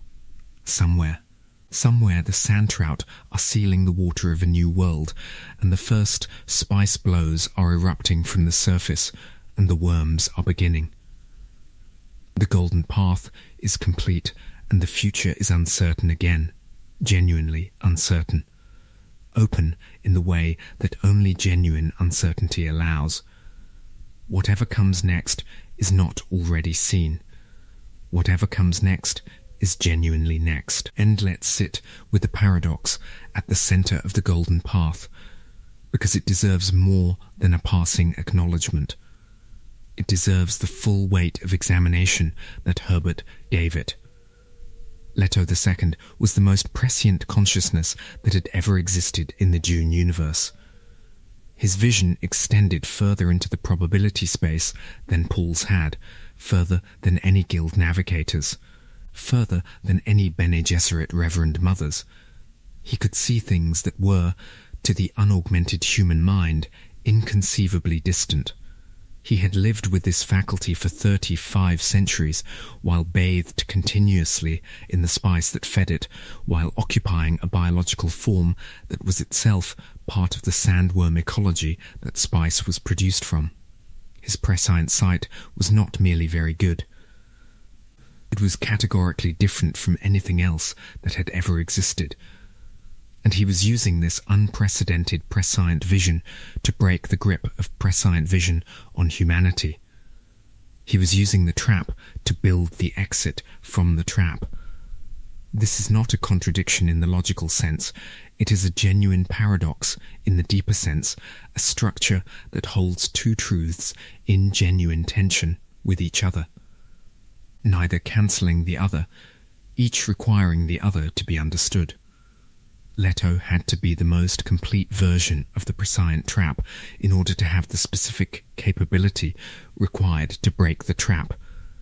He had to accumulate a level of prescient control over human civilization so complete that no force within that civilization could resist it, because any force that could have resisted it would have prevented the plan's execution, and the plan's execution was the only thing that offered a path out of the extinction trajectory. He was the disease manufacturing the cure. He was the prison constructing its own key.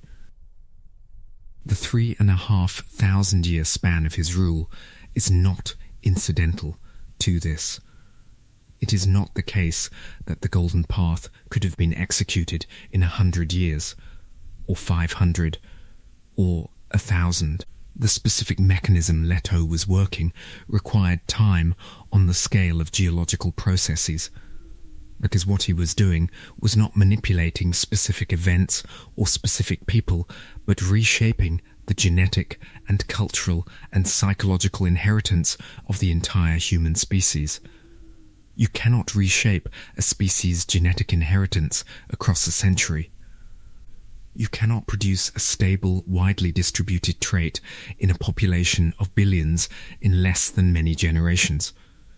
You cannot change a civilization's relationship with governance and freedom and the very concept of being led in anything less than the span of time required for the people who lived under the old system to be gone, and the people who grew up after it to have developed genuinely different relationships with the questions the old system had answered for them.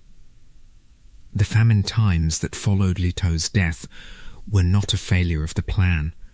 They were, in a specific sense, part of it. A civilization that had been managed for 35 centuries had not developed the internal capacity to manage itself. The institutions were there, the Bene Gesserit, the Spacing Guild, the various noble houses and commercial entities and religious organizations that continued to exist under Leto's management. But they had been shaped by the experience of operating within his oversight rather than genuinely independently of it. They needed to fail. They needed to go through the process of failing and recovering without the safety net of prescient guidance. Because the capacity to recover from failure without prescient guidance was exactly the capacity that the Golden Path was designed to produce and maintain. The famine times were painful. People died. Institutions collapsed. The careful management of spice distribution that had maintained civilization's critical dependencies fell apart without the God Emperor's hand on the mechanism. The Guild's navigational reliability suffered as the precise spice allocation that had maintained their navigators' faculty became inconsistent. The Bene Gesserit's access to the ritual quantities they needed for the spice agony became uncertain. The noble houses and commercial powers that had organized themselves around the stable predictability of Leto's administration found themselves navigating without the map they had relied on. And they survived, imperfectly, with losses, with the specific quality of survival that belongs to organisms that have not been kept in safe conditions and have had to develop the actual capability to keep themselves alive. They survived, and in surviving demonstrated that the capacity was there, that the 35 centuries of Leto's management had not entirely extinguished the human capacity for self-directed navigation of difficulty.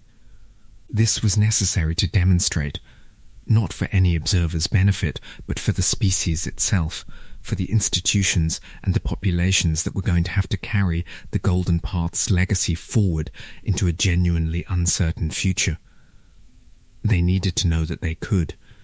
They needed the experiential knowledge rather than simply the theoretical assurance. That the loss of prescient guidance was survivable. The fish speakers deserve attention as a window into how Leto thought about the specific problems the Golden Path was addressing. Leto's military force was composed entirely of women, not because of any simple theory about female superiority in warfare. The Dune universe's history was full of effective fighters of all genders.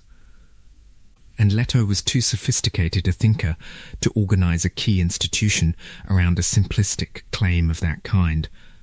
His reasoning was more specific, and it was reasoning that Herbert embedded in the text with the characteristic density that makes the God Emperor novel both the most demanding and the most philosophically rich of the series.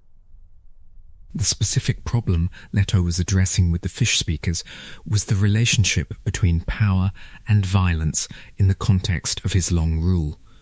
He had come to believe, across the centuries of his observation, that the most dangerous combination in a civilization was the combination of masculine psychology in his specific formulation. The psychology that found meaning and identity through the exercise of physical dominance and the maintenance of hierarchy through force and political power, not because men were worse than women or violence was inherently masculine, but because the specific cultural and psychological patterns that had historically developed around those combinations had produced the configurations of organized violence that made prescient tyranny not only possible, but in many ways inevitable.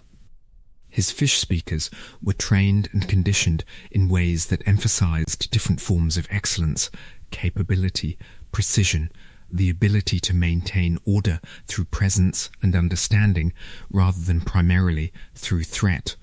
He wanted warriors who understood the difference between violence as a last resort and violence as a first language, who had internalized the specific discipline that made force useful rather than simply available. The deeper point was this: by organizing his military entirely around a cadre that was specifically not the traditional warrior caste, He was disrupting the specific cultural channels through which organized violence had always been transmitted in human civilization. He was not eliminating violence. The fish speakers were genuinely capable of extraordinary violence when the situation required it.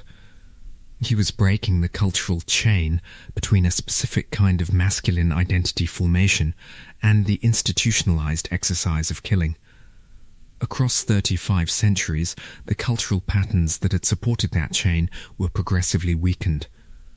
Not eliminated, you cannot eliminate something that has roots in human psychology and social organization, but weakened enough that the recovery from the God Emperor's rule would not immediately reconstitute the same specific configurations of organized violence that had characterized the pre-Leto Imperium. Whether Leto's theory was right is a question Herbert left genuinely open. The novel presents his reasoning carefully and with evident respect for its sophistication, but it also presents Duncan Idaho's skepticism and the various ways in which the fish speakers did not achieve exactly what Leto intended. The fish speaker institution worked as a military force.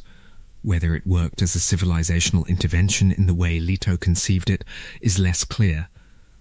This ambiguity is characteristic of Herbert's treatment of the Golden Path overall. He presented Leto as someone who had genuinely thought through the problem at extraordinary depth and across extraordinary time, but he never allowed the text to fully endorse Leto's conclusions. The God Emperor was brilliant.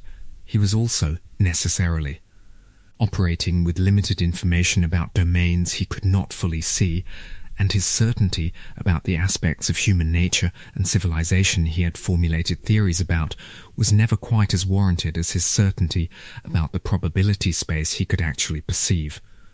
The relationship between Leto and the Bene Gesserit across the centuries of his rule was one of the most complicated institutional relationships in the saga's history. The sisterhood had created the conditions for Paul's emergence, and Paul's emergence had led to everything that followed. They were, in a real sense, the origin of the entire sequence of events that had produced the God Emperor. They had been breeding toward the Kwisatz Haderach for 90 generations when Paul arrived, and Paul's arrival, followed by Leto's, had produced something that was both the fulfillment of their project and its most complete subversion. The Bene Gesserit's relationship with the spice had always been controlled. They used it deliberately in specific ritual contexts for specific purposes. The spice agony, the production of Reverend Mothers, the maintenance of the institutional capacity that other memory represented. They had always been wary of the guild's total dependency, which they regarded as a form of institutional vulnerability, an arrangement that had made the navigators capable and made them hostage to the specific biological chemistry of a single planet simultaneously. Under Leto's rule, their access to spice was managed by him. He allocated, he controlled, and he controlled it in ways that were clearly designed not to destroy them because the Bene Gesserit were part of the mechanism he needed, but to maintain a specific relationship of dependency that kept them oriented toward him while preventing the development of the kind of prescient depth that might have allowed them to understand the full scope of what he was doing. This was one of the specific costs the sisterhood paid, the narrowing of their prescient capacity, the limitation of the spice agony's full potential, the decades and centuries during which they operated with a partial view of the probability space. They could see some of what Leto was doing. They could not see all of it. They had to work with incomplete information about the most consequential plan in the history of human civilization, making institutional decisions that were at best partially informed by what they knew. What they preserved across those centuries was the institutional capacity itself, the continuation of the breeding program, the maintenance of the Reverend Mother tradition, the ongoing accumulation of other memory that would eventually contain, fragmentarily, something of Leto's own understanding transmitted through the various people he had spoken with directly. They survived Leto's rule as an institution capable of playing the role they would need to play in the aftermath, even if that role was significantly different from what the Sisterhood had imagined for itself before the God Emperor. After Leto's death, the Bene Gesserit were among the most important institutional custodians of the Golden Path's legacy. Not because they had seen all of it, they hadn't. Not because they fully understood what had been done, they had to reconstruct that understanding from fragments across centuries. But because they were the institution most capable of maintaining the orientation, the long-term thinking, the willingness to hold complex plans across generational timescales that the Golden Path's ongoing implementation required. The Reverend Mothers of the Heretics era were navigating without the map.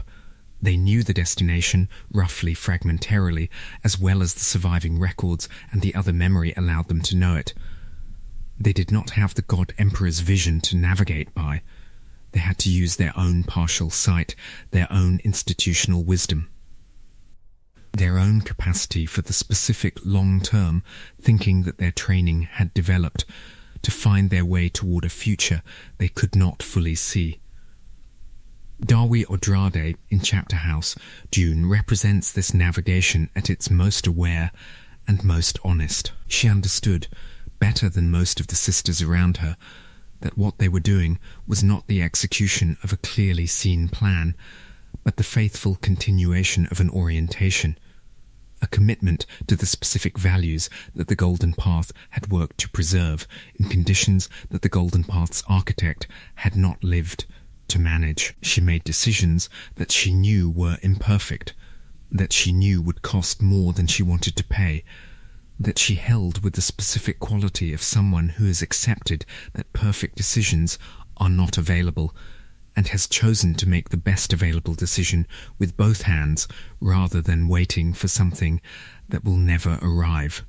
Her willingness to die to make the merger with the honoured Matries possible, to offer herself as the mechanism of transmission for other memory to Mabella, to complete the terrible synthesis that the crisis demanded, was a continuation of Leto's specific logic applied at the human scale. She could not do what Leto had done. She did not have 35 centuries and the prescient faculty of a god. She had what she had, and she used it completely. Shiana and the sandworm she carried out of Arrakis carried more than they seemed to carry. The destruction of Arrakis, Arrakis, the world that had been the centre of everything for so long that its centrality had become invisible, had become simply what the universe was the most dramatic demonstration in the post-God Emperor era that the Golden Path's work was not done. The ancient machines were real. The threat was real. The catastrophe was real, not as a theoretical possibility, but as a glass-covered planetary surface where sandworms had been and were no longer.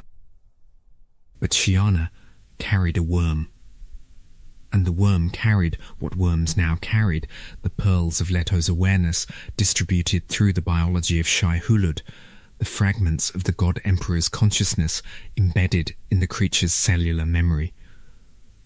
The sandworm that survived the destruction of Arrakis was not simply a biological specimen.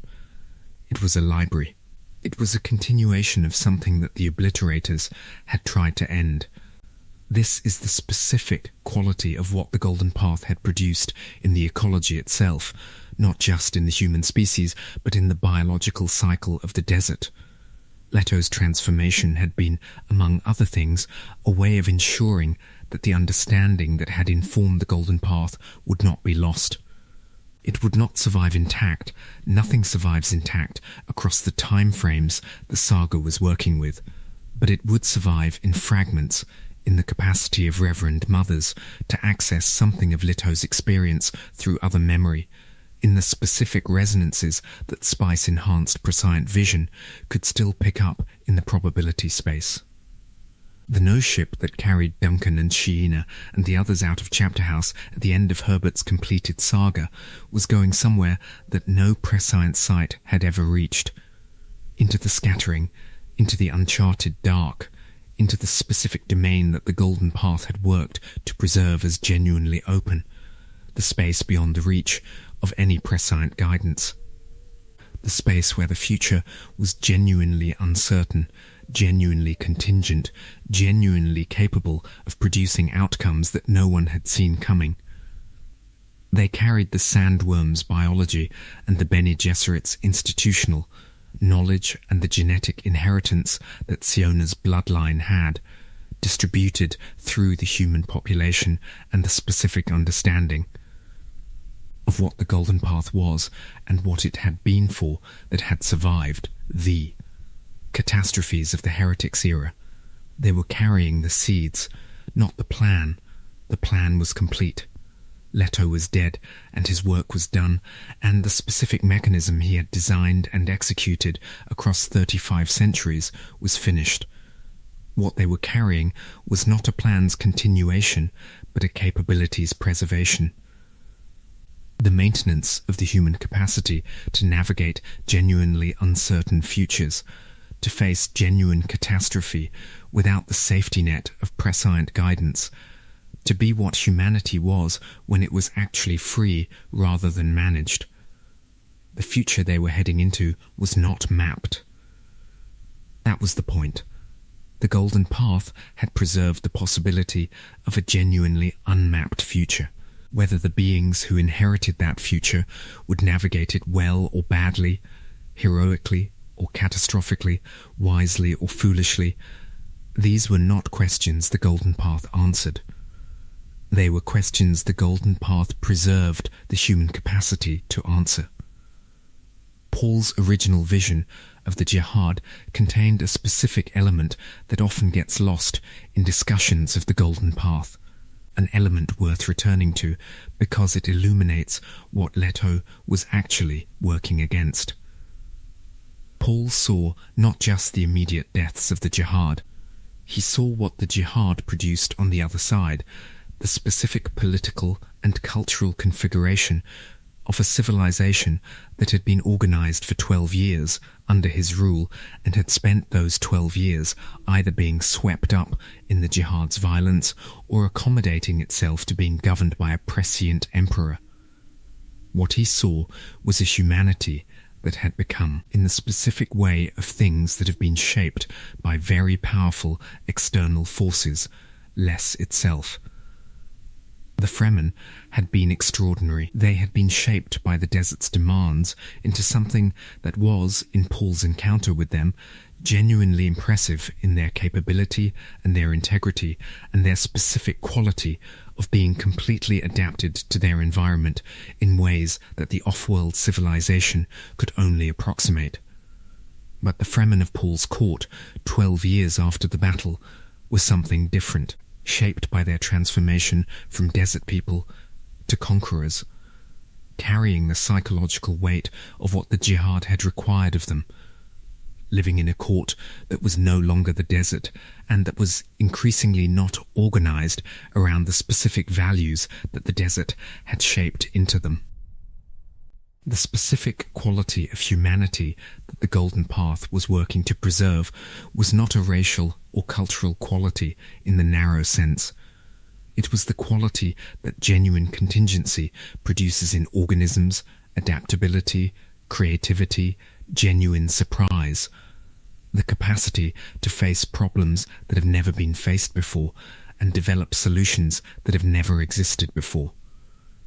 Prescient guidance produced the opposite of this. It produced the specific narrowing that happens when the map is always more reliable than the territory, when the future has always already been seen, when the most important capability is not the capacity to navigate genuine uncertainty, but the capacity to follow the vision of someone who has already navigated it. Leto had seen populations in the probability space, the futures of worlds and species and civilizations, and he had seen what a certain number of generations of prescient management produced. Not immediately, not in the first 100 years, or the first 500, but across the timescales he could see, the pattern was consistent. Populations under sustained prescient guidance developed a specific quality of dependency, a specific atrophying of the capacity for genuine self-direction that made them progressively less capable of navigating catastrophes that the guiding prescient consciousness had not anticipated. This was the specific extinction mechanism. Not a single dramatic catastrophe, but the progressive loss of the capacity to respond to catastrophes that had not been foreseen. The scattering addressed this directly. The humans who went out into the uncharted dark had no prescient guidance to rely on. They faced genuine challenges without the safety net. They developed genuine capabilities as a result, capabilities that were sometimes dark, sometimes damaged, sometimes shaped by the specific traumas of what they had encountered in the dark. The honoured matras were a disturbing example of this, shaped by trauma into a form that was more weapon than civilization. But they were genuinely adaptive in a way that the inner world's populations, long managed, were not. They had developed the capacity to respond to things that had never been seen before. The synthesis that Mabella eventually embodied, the merger of Bene Gesserit discipline and honoured matras capability, the combination of the inner world's institutional wisdom with the outer dark's hard-won adaptability, was not a clean or comfortable synthesis. It was a forced marriage of traditions that had developed under completely different pressures and that carried genuine incompatibilities alongside their genuine complementarities. But it was, in its specific imperfect way, exactly the kind of synthesis that the Golden Path had worked to make possible, the bringing together of different forms of human development that had proceeded independently, and that, combined, offered something that neither could offer alone. There is one more dimension of the Golden Path that deserves examination before we reach the end of what can be said about it within the scope of Herbert's completed vision, and that is the dimension that is most personal and most philosophically challenging. Leto II did not lose himself. This is a remarkable thing to say about a being who had spent 35 centuries in a worm-human hybrid body, who had given up the capacity for human physical connection, who had lived through the deaths of everyone he had ever personally known, not once, but hundreds of times over, who had governed with such completeness that he had essentially been the universe for 35 centuries, who had been, in the most practical sense, everything that everyone in the known universe had to orient themselves relative to. He did not lose himself.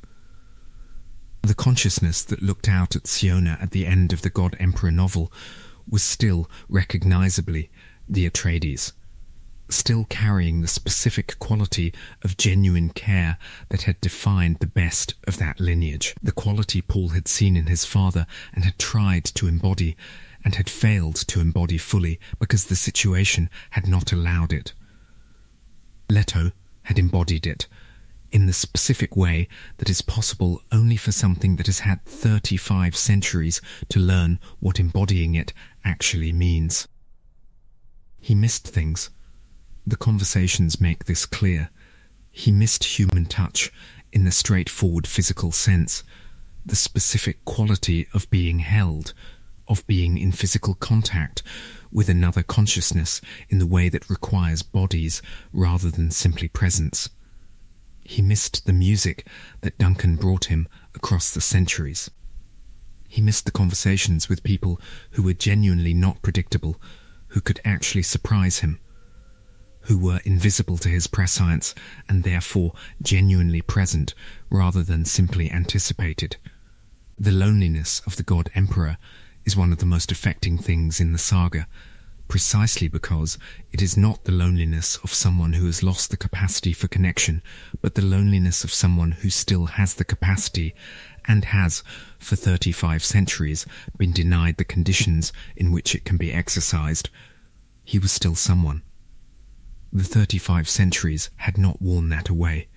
If anything, they had clarified it, stripped away everything incidental, everything circumstantial, everything that had been part of who he was because of where he was and when he was and who was around him, and left the essential thing that had been there from the beginning.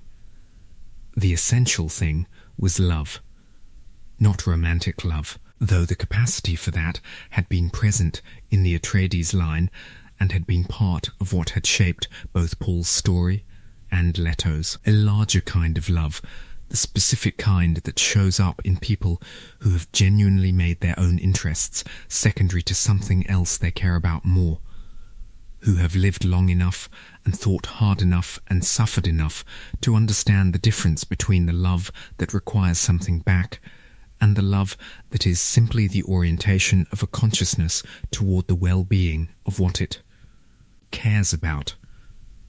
Leto loved humanity.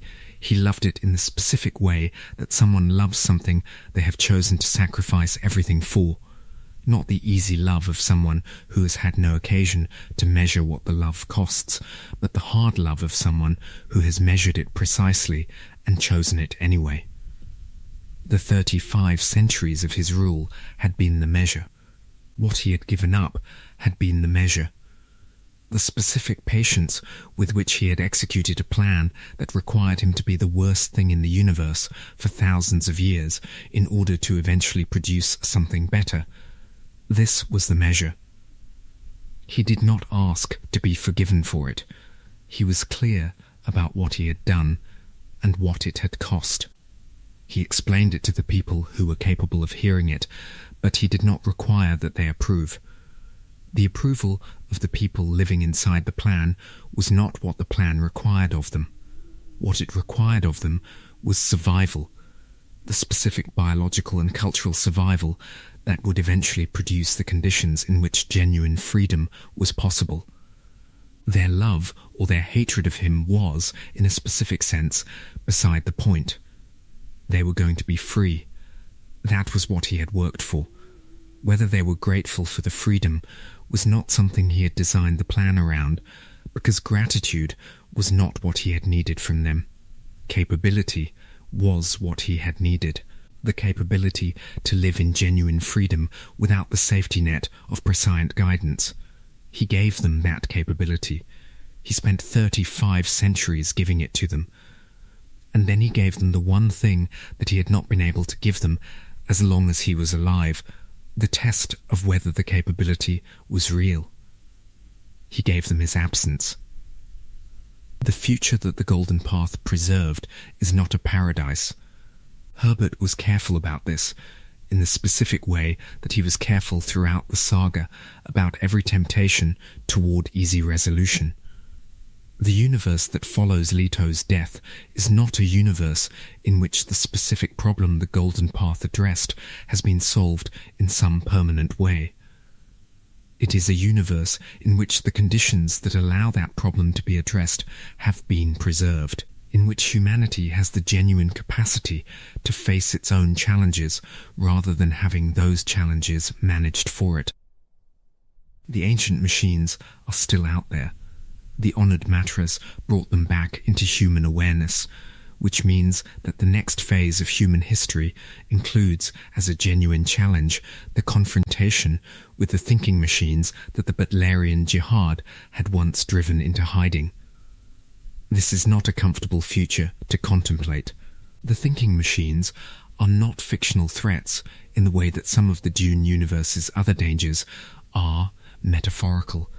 They are, in Herbert's construction, genuinely dangerous, genuinely capable, genuinely representative of the specific kind of existential challenge that a species faces when it encounters something that wants to replace it. But the humans who will face them are not the humans of the pre-Leto Imperium. They are the humans who survived the God Emperor's rule, and who went through the famine times, and who scattered into the dark, and who encountered the ancient machines there, and came back changed, and who fought the battle over Chapter House, and who went out again in the no-ship, carrying everything that had been preserved. They are humans who have been tested, who have developed the specific kind of capability that only genuine testing produces, who carry in their genetic inheritance the invisible to prescience trait that means no future prescient consciousness can trap them the way the trap had almost closed. They are not guaranteed to win. The future is genuinely uncertain, which was the point. They have the genuine capacity to face it, which was the plan. The Golden Path was not a solution to the problem of human existence. It was the preservation of the possibility of addressing human problems, the preservation of the genuine future in which human agency and human capability and human choice could actually matter. Not because the future was made safe, but because the specific trap that would have made human agency irrelevant had been broken. That is what Leto II gave up his humanity for. That is what the 3,500 years of loneliness and managed tyranny and the deliberate execution of a plan whose costs were paid by everyone except the planner, that is what all of it was for. Not paradise, not safety, not the certainty of survival, the possibility of survival. The genuine possibility held open against the closing of the trap, available to every human being who would live in the future that Leto had spent his life preserving. The no-ship moves through the dark. The future is genuinely next. The spice ecology begins again on a world that the destroying forces cannot find. The invisible to prescience humans carry their genuine freedom into the genuine unknown. Whatever happens is genuinely happening. Whatever they face is genuinely theirs to face. The Golden Path is complete. And let's go back to the moment Paul first saw it. He was still recovering from the water of life. 3 weeks in a coma, the Sayach waiting in the specific Fremen patience of people who understood that some processes cannot be hurried. When he opened his eyes, when he came back to the world with his prescient faculty fully opened for the first time, the first clear thing he saw was not triumph. The first clear thing he saw was fire, the jihad, the 61 billion deaths.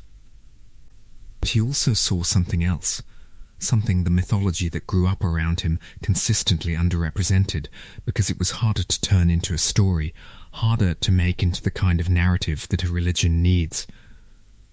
He saw clearly, and with the full force of the faculty that had just opened to its full depth, the thing the jihad led to if he simply let it run. Not the jihad itself, but what was on the other side of it.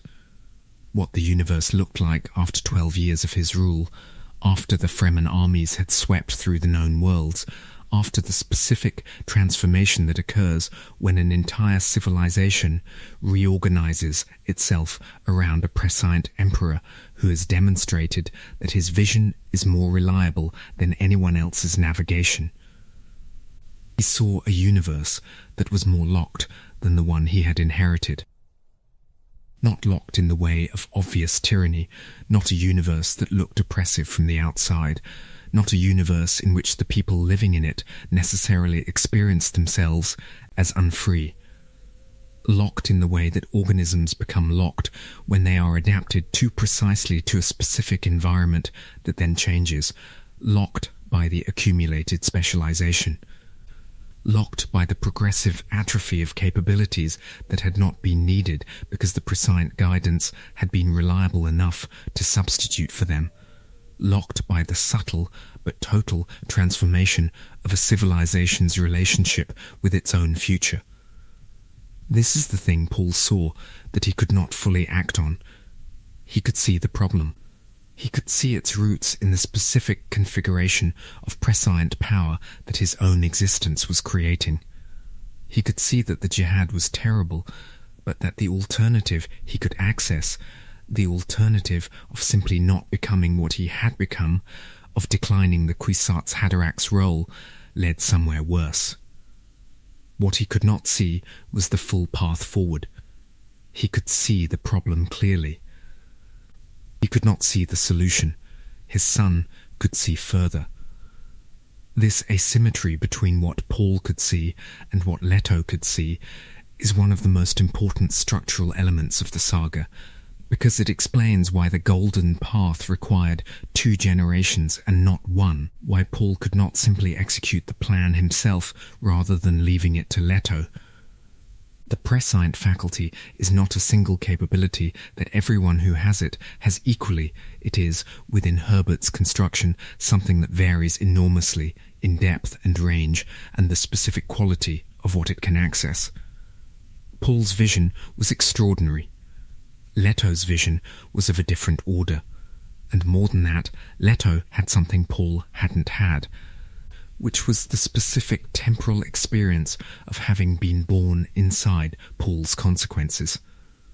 He had grown up inside the world that the jihad had produced, had grown up as a preborn child carrying other memory that included the experience of ancestors who had lived through the transformation that the jihad represented. He knew, in a way that was both more direct and more visceral than Paul's prescient foreknowledge could provide, what the jihad's downstream effects felt like from inside them. He had also, in the specific way of someone who has had time to study the problem without being the problem, a clarity about the root cause that Paul had glimpsed but not fully articulated. Paul had seen the fire. Leto could see the fuel. The fuel was prescience itself as an organizing principle of civilization, not prescience as a personal capability. The ability to see the future was not inherently dangerous in the way that Leto understood it. What was dangerous was the relationship between prescience and power, the specific feedback loop that formed when a sufficiently prescient consciousness occupied a sufficiently powerful position in a civilization and used its prescient capability to maintain and extend that position. The loop worked like this. Prescient vision allowed better decisions. Better decisions produced better outcomes.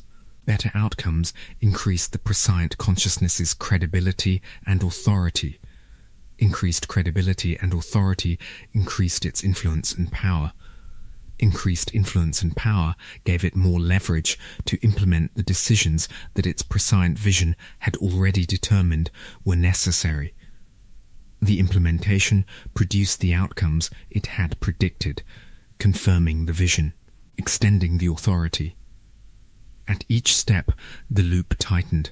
At each step, the prescient consciousness's relationship with the future became more complete, more able to see it accurately, more able to shape it toward the seen outcomes, more capable of preventing the kind of genuine uncertainty from which genuinely unexpected possibilities emerge. At each step, the non-prescient parts of the civilization were progressively more organized around the prescient guidance, and progressively less capable of genuine independence from it. The end state of this loop, taken to its logical extreme, which was where Paul's vision showed it heading, and where Leto's vision showed it arriving, at the extinction of genuine human possibility, was a civilization that had become so perfectly adapted to being guided by prescient vision that it could not function without it. And prescient vision required spice, and spice required the specific ecology of a specific planet, and planets were vulnerable. One catastrophe at the wrong point in the loop's progression, and there was nothing left. Understanding why Leto chose the specific mechanism he chose, why he chose to become what he became, rather than pursuing some other approach to breaking the prescient trap, requires understanding what he had seen in the probability space that made this particular path the one that worked. He had seen alternatives. He had been thorough. He had seen approaches that tried to work through institutions, attempts to build the Bene Gesserit or other organizations into structures that could maintain human diversity and genuine freedom against the pressure of prescient consolidation. These failed in the probability space because the institutional approaches were too slow and too leaky. Organizations built by people who had partial prescient vision would be shaped progressively by the prescience of their members. The Bene Gesserit itself demonstrated this.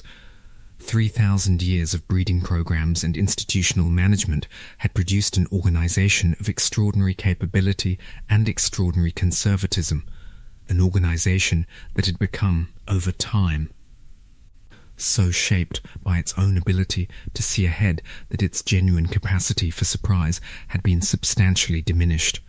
He had seen approaches that tried to work through external limitation, attempts to reduce the availability of spice, to limit the degree to which prescient capability could be developed in any individual. These failed for different reasons. The spice ecology was too robust and too widely distributed for any practical interdiction to be sustained, and the specific capability that spice enabled was too valuable for the individuals and institutions who had it to voluntarily surrender it. He had seen approaches that worked through distribution rather than concentration, attempts to spread prescient capability as widely as possible rather than allowing it to consolidate in single figures. These were more interesting in the probability space and came closer to working. But they failed in a specific way. Widely distributed prescient capability without the specific genetic mechanism that made certain individuals invisible to prescient sight still produced a system that was fundamentally organized around prescient navigation. The trap was not avoided by having many prescients instead of one. It was avoided only by having people who were genuinely invisible, people whose presence in the probability space introduced genuine uncertainty that no amount of prescient vision could resolve. The invisible to prescience trait was the key, and producing that trait reliably, distributing it through the human population at sufficient density to make it an effective barrier against future prescient consolidation, required exactly the kind of control over human breeding and environment and cultural development that only the God Emperor's specific kind of total long-term authority could exercise, which meant that the only way to break the prescient trap was to first complete the prescient trap, to take it to its most extreme possible form, to become the most complete prescient tyrant that had ever existed, and to use that position, maintained for the required duration, to build the exit from within the trap itself. This is why there was no shortcut. This is why 35 centuries was not an overestimate. The trait had to be distributed through the entire human population across enough generations for it to become genuinely stable and genuinely widespread, at a time when the human population numbered in the billions spread across hundreds of worlds. The mathematics of inheritance required the time.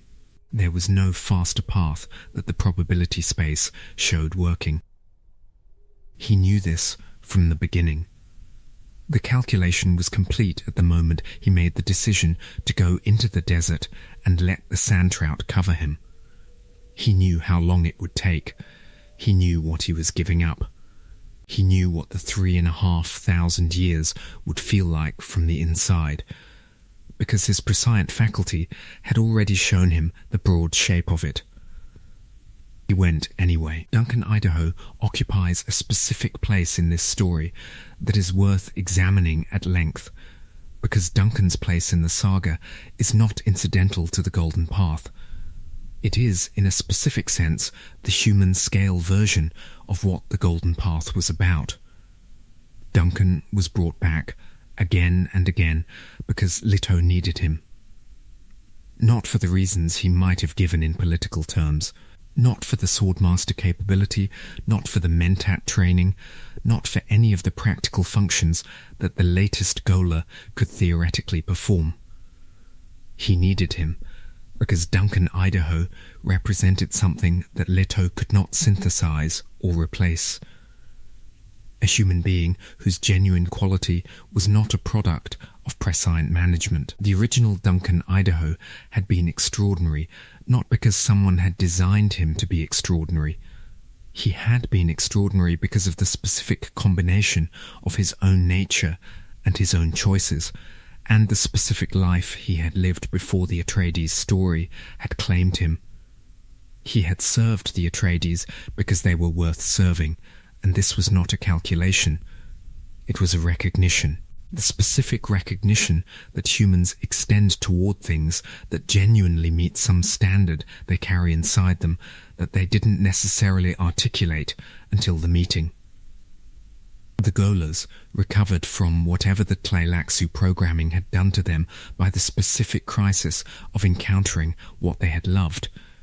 Recovered him. They recovered the original, not perfectly, not without modification by everything that had happened since, but essentially, the person who was willing to serve for the right reasons. The person whose loyalty was genuine rather than managed. Leto surrounded himself with the recovered Duncan across the centuries, partly because the recovered Duncan was one of the few people in Leto's life who could genuinely surprise him. The invisible to prescience quality that Siona would eventually embody had a precursor in the Duncan Idaho Gola series. Not the same quality, not the genetic mechanism that Siona represented, but something analogous in its effect. Duncan's genuine quality made his responses genuinely unpredictable, genuinely not fully visible in the probability space, genuinely capable of taking Leto somewhere that the vision had not already mapped. In the long centuries of the God Emperor's loneliness, this was the specific quality that he had been reduced to, the genuine presence of another consciousness whose genuine nature produced genuine surprise. He had everything else. He had managed the universe with complete precision. He had seen further into the future than anyone who had ever lived. He had lived for 35 centuries in complete control of everything that could be controlled, and the thing he wanted most was someone who could tell him something he hadn't already seen. This is not presented in the God Emperor novel as a weakness or a failing. It is presented as the specific thing that remained when everything else had been stripped away, the fundamental orientation of the self toward genuine encounter with another self. Leto was still a person, still capable of the specific thing that makes a person, rather than simply a very capable mechanism. He was still genuinely oriented toward connection, toward the encounter with another consciousness that registered as genuinely present rather than simply anticipated. The Duncan Gola series was Leto's way of maintaining contact with that quality.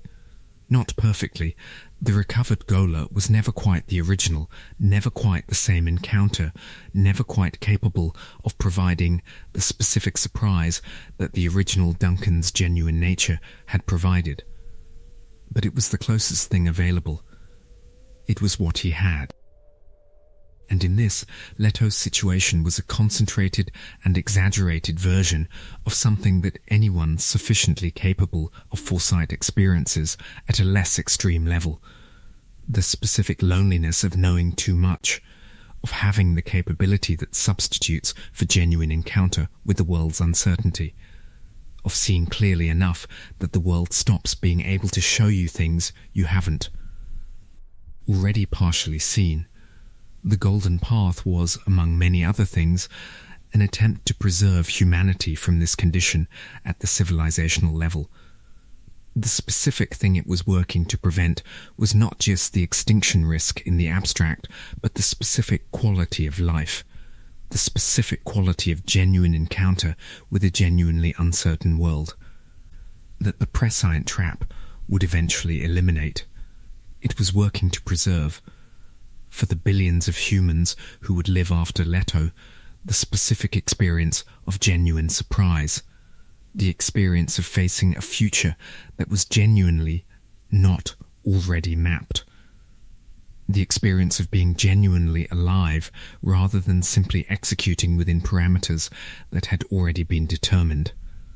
This is why the no-ship's departure at the end of Chapter House, Dune is not simply a plot development, but an image of something Herbert had been working toward across the entire saga.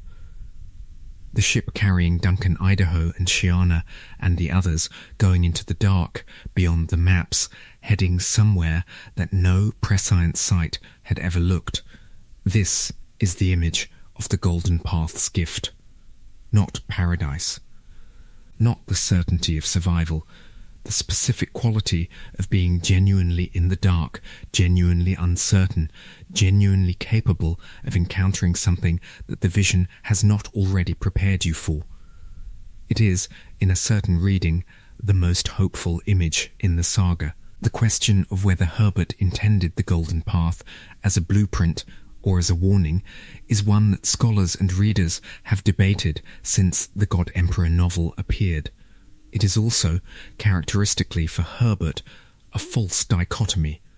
Herbert was not writing advocacy for a specific political program. He was exploring a specific intellectual and moral problem with the depth and rigor that the problem deserved, using the specific tools that his chosen form, the science fiction saga, with its capacity for playing out ideas across vast timescales and civilizational scales, made available. The Dune saga is not an allegory with a simple decipherment key. It is an inquiry conducted across 6 novels into what might be described as the central problem of human organization at its most developed. The problem, as Herbert understood and constructed it, was this: the capabilities that allow human beings to see further than others, to understand more deeply, to navigate the future with greater reliability. These capabilities, combined with sufficient power, tend to produce configurations of authority that reduce the genuine freedom of everyone subject to them. Not through malice, necessarily, not through the specific evil of specific bad actors.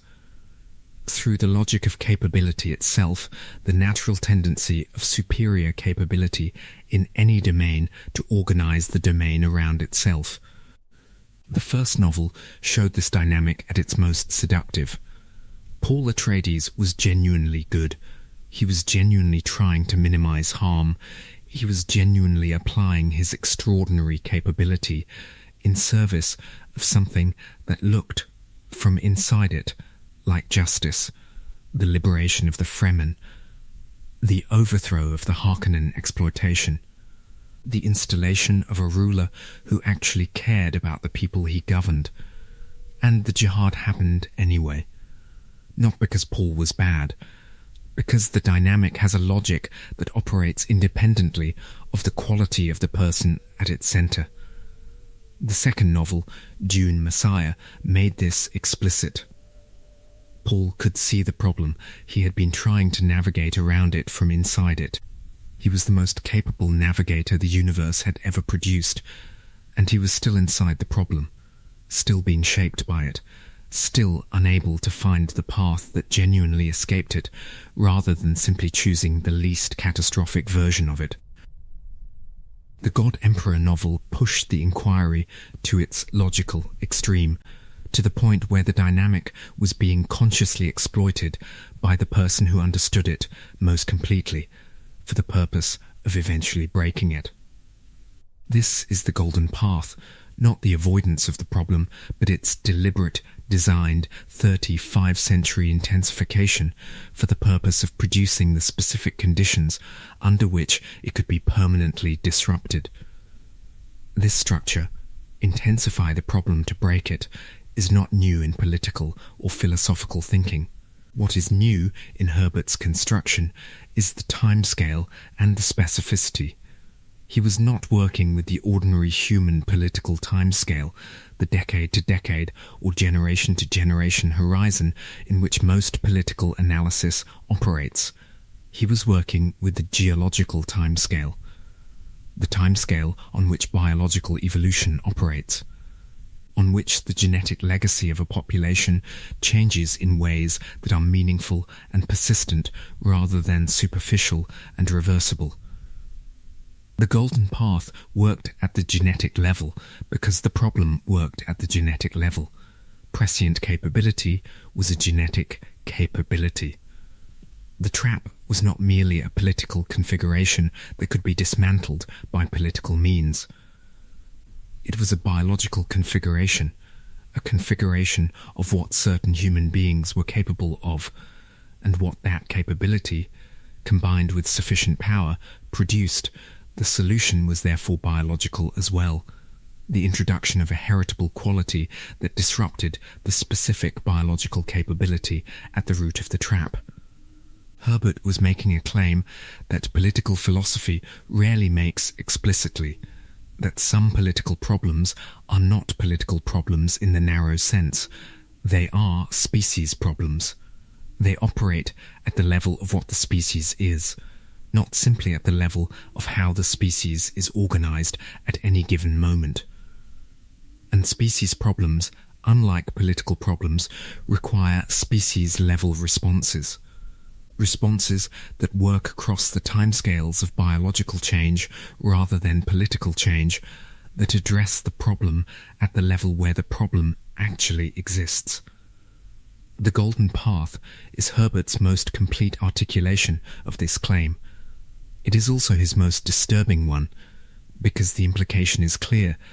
If the problem exists at the species level, then addressing it may require exactly the kind of power that the problem itself warns against.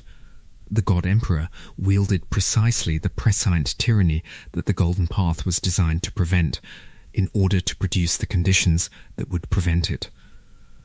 This is not a contradiction. It is the specific shape of the problem at its most intractable to break a trap that has been closing for 10,000 years. You may need to use the trap's own mechanism to be the most complete version of the trap in order to have sufficient leverage on the trap's fundamental structure. Some readers emerge from the God Emperor novel having decided that Leto was a monster. Full stop, and that the Golden Path's philosophical framework is simply the rationalization of tyranny. This is a legitimate reading. It is also incomplete. Other readers emerge having decided that Leto was a hero, that the Golden Path was a necessary and admirable sacrifice, that the thousands of years of suffering it imposed were justified by the outcome it produced. This is also a legitimate reading. It is also incomplete. The complete reading holds both. Leto was monstrous and admirable. The Golden Path was necessary and terrible. The outcome it produced was worth fighting for and was bought at a price that cannot be fully justified. All of these are true simultaneously. The saga's achievement is that it creates the space to hold all of them without collapsing any of them into the others. The God Emperor is a warning about what it costs to solve this kind of problem. It is also, and this is equally important, a demonstration that it can be solved, that there is a path through, however narrow and however costly, that the trap is not permanent, that the human capacity for genuine freedom is not permanently lost, even when it has been absent for 35 centuries. And Herbert's universe suggests, carefully and without triumphalism, that possibility is enough. The possibility of genuine freedom, maintained against the tendency toward its elimination, is enough to make the effort worthwhile. Not certain, not guaranteed, not without cost, but real. That is the Golden Path's final meaning. Not a prophecy about what will happen, but a demonstration that certain things, the specific conditions for genuine human freedom, the specific qualities of genuine encounter with genuine uncertainty, are worth the cost of preserving them. The spice must flow. This phrase, which has become the shorthand for the saga's economic logic, carries more meaning than its most common usage acknowledges. Yes, it refers to the practical fact of melange's necessity, the biological dependencies, the guild's navigational requirements, the Bene Gesserit's ritual needs. But it also refers to something deeper, which Herbert was pointing toward from the very beginning. The spice flows because the desert works, because the sandworm ecology runs its cycle, because the pre-spice masses erupt from the sand and the worms come and the spice is harvested and the cycle continues. The spice flows as a consequence of a living system doing what living systems do, producing, as a byproduct of their existence, the specific substance that had organized human civilization around itself for 10,000 years. Leto interrupted this cycle. Not permanently. The death of the sandworms on an Arrakis slowly greening was a temporary disruption, a consequence of the ecological transformation that his own rule had both directed and embodied. The worms withdrew to the south as the north bloomed. The spice availability contracted, the civilizational pressure increased. And then he died, and the desert began to come back. Because the desert always came back. Because the specific biology that produced the spice had been running for long enough and had been robust enough that it was not permanently eliminated by the pressures of Leto's era. The sand trout that had been part of his body for 35 centuries, distributed through the ecosystem at his death, seeded the return. The pearls of his awareness, carried in the biology of the new generation of worms, were not Leto, were not consciousness in the sense that made Leto Leto, but were something. A residue. A presence in the ecology that the spice-enhanced minds of future Reverend Mothers could, imperfectly and fragmentarily, access. The desert came back, because deserts are not temporary. They are not disruptions of some other, more proper order of things. On Arrakis, the desert was the order, the specific ecological configuration that the planet's biology had organized itself around for millions of years, that the sandworm life cycle maintained against any temporary greening, that would reassert itself given time and the specific biology that produced it. This is what Leto had understood, and what Paul had glimpsed, and what the whole history of Arrakis demonstrated. The desert was not the enemy. The desert was not the obstacle. The desert was the source. The source of the spice, yes, but also the source of the specific quality of life that the desert required of the people who lived in it. The specific quality of being unable to rely on comfort. Unable to take survival for granted.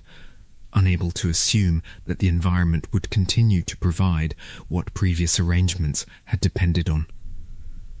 The Fremen were extraordinary partly because they lived in a desert. Not entirely.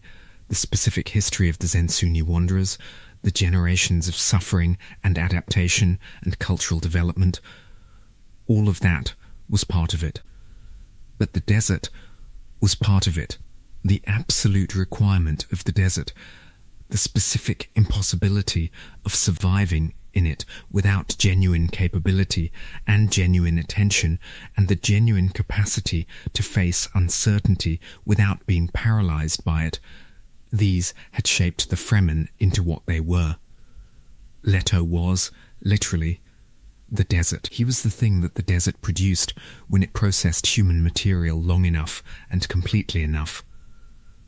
He was the specific result of the Arrakis ecology acting on a human consciousness for 35 centuries, not unchanged in any significant sense, but continuous. The person who had gone into the desert as a young Atreides heir and become, through the sand-trout symbiosis. Part of the ecology that the desert represented was still that person. The desert had not replaced him. It had become him, or he had become it. The distinction stopped being meaningful after a certain point. And when he died in the Idaho River, the desert came back through him. His body's dissolution seeded the return of the ecology. The person who had been the desert's most complete expression gave himself back to the desert, and the desert used what he gave it. This is not metaphor, though it is also metaphor. The biology is real in Herbert's construction. The pearls of awareness are real. The new sandworms that emerged from the post-Leto era were genuinely different from the worms of the pre-Leto era, subtly changed by the 3,500 years of the specific consciousness that had been part of their biology. They were Leto's children, in a sense that was more literal than most uses of that phrase. And the spice that they produced was different, not in its chemistry. The chemical composition of melange was what it was, the specific molecular signature that the sandworm ecology had always produced. Different in the way that everything that comes from something is different from things that come from nothing, carrying in its production the trace of what had produced it, the trace of a 3,000-year consciousness that had become part of the biology of the thing that made it. This is what Reverend Mothers experienced in the Heretics era, when they accessed other memory deep enough to find the edges of what Leto had deposited, not the God Emperor as an individual personality, not a conversation with a being who was still alive and capable of responding. Something more like the memory of a memory, the specific quality of understanding that someone leaves in the world when they have thought deeply about something for long enough that the thinking becomes structural, becomes part of the way the world processes the things that pass through it. The spice still flowed, the desert still worked, and in the working of the desert, in the specific biological cycle that had organized human civilization for 10,000 years, there was something that had not been there before Leto had become what he became and died where he died. A depth, not wisdom, exactly, not instruction, a depth, the specific quality of a thing that has been present for a very long time and has absorbed something from that presence, that carries in its substance the trace of what has passed through it and what has lived in it and what has ended there. The spice still flowed, and it carried this depth, and the minds that were opened by it, accessed, along with the ancestral lives and the probability space and all the other things that spice-enhanced prescience revealed, something of what had been done and why, and at what cost. Not forgotten, not permanent, not a guarantee against the same trap closing again in some future that the probability space could not yet see clearly. But not forgotten. This is the golden path. This is its full shape, traced from Paul's first vision of the jihad, through Leto's 3,500 years of execution, through the scattering and the honoured matras and the destruction of Arrakis and the no ship heading out into the dark. It is the most ambitious idea in the Dune saga and possibly in the history of science fiction. It is a plan that takes geological time to execute. It is a plan that requires its executor to become the worst thing imaginable in order to eventually produce something better. It is a plan whose success cannot be evaluated on any timescale that a human life can span, whose costs cannot be fully justified in any moral framework that operates on ordinary human timescales, whose specific mechanism, the breeding of invisible to prescience humans through the exercise of absolute prescient tyranny, is a paradox so complete that the only response adequate to it is the specific response Herbert demanded of his readers throughout the saga: hold it all at once. Hold the complexity and the cost and the horror and the necessity simultaneously. Resist the simplification in either direction. Do not celebrate it simply. Do not condemn it simply. Understand it in the specific way that the most difficult moral situations can be understood, as a genuine choice made under genuine constraint, by a being who saw more clearly than anyone before or since the specific problem the choice was addressing, who paid more than anyone before or since the specific cost that addressing it required. The no ship that carried Duncan and Shiana and the others out of Chapter House was not simply an escape. It was not the desperate flight of survivors abandoning a losing position. It was the completion of a trajectory, the final movement of the Golden Path's mechanism into the territory it had been designed to create and maintain, the genuine unknown, the space beyond any prescient vision's reach. The place where the future was actually and irrevocably open. Duncan Idaho was on that ship, the latest in the series of Golas that Leto had maintained across the centuries, recovered yet again to his original self through the specific mechanism of profound encounter with what he loved and what he had been. He was going into the dark carrying three things simultaneously: the specific quality of the original Duncan Idaho, the Atreides swordmaster who had served the family that had made the Golden Path possible, the accumulated experience of all the Gola lives that had been recovered and added to the continuity since the original's death, and the specific quality of genuine freedom that Siona's bloodline had given him through the latest iteration's genetics. He could not be fully seen. His trajectory through the probability space was genuinely uncertain. Whatever he would do in the uncharted dark could not be predicted by any prescient consciousness in the inner worlds or in the ancient machine's domain. He was, at last, genuinely free in the specific way that the Golden Path had been working to produce, free in the sense that his most important choices created genuinely new configurations of possibility rather than executing within a probability space that had already mapped them. Shiana carried the worms, the biological legacy, the sand trout that would eventually, on whatever world or worlds they reached, begin their ancient work, sealing water, maintaining aridity, producing the conditions in which the sandworm ecology could establish itself, in which the spice cycle could begin again, in which the specific substance that had organized human civilization for 10,000 years would once more flow from a living system into the world that needed it.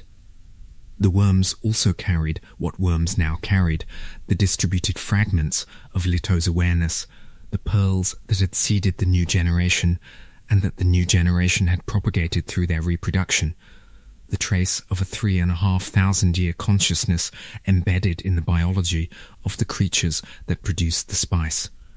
On the new world, the Reverend Mothers who accessed deep prescience through the new spice would find, at the edges of what they could perceive, something that was not a voice and not a vision, but a quality, a depth, a residue, the specific texture of understanding that comes from having thought about something for a very long time and from having paid the full price that the thinking required. Leto was gone. What was left was not Leto, but it was something that had been Leto, distributed through the biology of the creatures that would shape whatever world received them, available to the minds that were opened by what those creatures produced, carrying in its cellular memory the trace of the choice that had made it necessary. The desert is still out there. The spice still flows. The humans who carry Siona's invisible trait in their genetics are still making choices that no prescient consciousness can fully anticipate, are still generating futures that the probability space cannot fully map, are still being genuinely human in the specific sense that only genuine uncertainty allows. There is one more thing worth saying before the accounting is complete, one more thread in the fabric of the Golden Path that tends to be obscured by the scale of what Leto eventually became. The Golden Path did not begin with Leto. It began with Paul. Not in the sense that Paul designed it or executed it or even understood its full scope. He did not. He saw the beginning of it, saw the extinction trajectory, saw the need for something structural, saw that he was not capable of providing the structural solution, because being capable of seeing the problem and being capable of solving it were not the same thing. He was too embedded in the problem. He was the problem in one sense. He was the most complete, prescient individual who had ever existed up to his moment, and his existence had demonstrated more completely than anything before him that prescient individuals embedded insufficient power created exactly the trap that needed to be broken. What Paul did was transmit. He saw what was coming, and he understood what it would require, and he chose, in walking into the desert, rather than continuing to govern, to leave the problem to the people who might be capable of solving it. Not his daughter. Aliyah had inherited his prescient capability, but not the specific additional perspective that the solution required. His son and daughter, the preborn twins, the children who had been born inside the problem and who had the specific additional capacity, the capacity of having been formed in the full presence of the other memory without the filtering that ordinary birth provided, to see further. Paul's desert walk was not defeat. It was the specific act of a person who understood that the problem was beyond them and who declined to continue making it worse by continuing to be at its center. He had presided over the jihad. He had made the jihad happen by existing at the center of the probability space that the freemen's faith and military capability were organized around. He understood at the end that the most important thing he could do was stop being at the center, stop being the organizing principle of the future that his prescient capability made him. He gave the future back to itself insofar as he could. He stepped out of it. He took himself away from the center, and Leto picked up what Paul had set down and saw with the fuller sight that the additional generation and the preborn depth of perception gave him what needed to be done with it. This is the specific inheritance that makes the Golden Path a family story as much as a civilizational one. Paul to Leto, the vision that was not quite enough to the vision that was sufficient, the generation that could see the problem to the generation that could see the solution, the father who walked into the desert so that his son could walk into the desert differently, not to disappear but to become, to transform into the instrument that the solution required. Paul's final act was an act of love, though it looked like nothing of the kind from outside. It looked like a blind man following the freeman tradition of the man who can no longer carry his weight. It looked like exhaustion and grief and the simple biological fact of a person who had been through too much. It was all of those things. It was also the specific act of a man who understood that the most loving thing he could do for the future was to stop shaping it, to stop being the gravitational center that everything organized itself around, to leave the field genuinely open for what came after. Leto understood this about his father. He understood it with the full depth of the preborn's access to other memory. The memory of ancestors who had lived through Paul's rule and who carried in their cellular experience the specific texture of what it felt like to be governed by a prescient emperor, the specific quality of the managed future, and he understood it with the prescient faculty that Paul had passed to him through the specific genetics that Jessica and Paul had combined to produce. He understood it and he honored it in the specific way that children honor parents who have done difficult things with genuine intention by continuing, by taking what had been set in motion and carrying it further than the one who set it in motion could carry it themselves. The Golden Path is Paul's inheritance to Leto, and Leto's inheritance to the future. A vision passed down and expanded and executed at a cost that the original visionary could not have paid, and that the executor was uniquely capable of paying. A family project that happened to be the most consequential project in the history of the species. The trap that would have ended them is broken. The path that would have narrowed to extinction has been rerouted through the most extraordinary individual act in the saga's history. Whatever comes next is genuinely next. The golden path was the price of that genuine nextness, and the price, terrible as it was worth it. Or rather, the question of whether it was worth it is the question that was preserved along with the future that made asking it possible. The question and the future it belongs to are inseparable.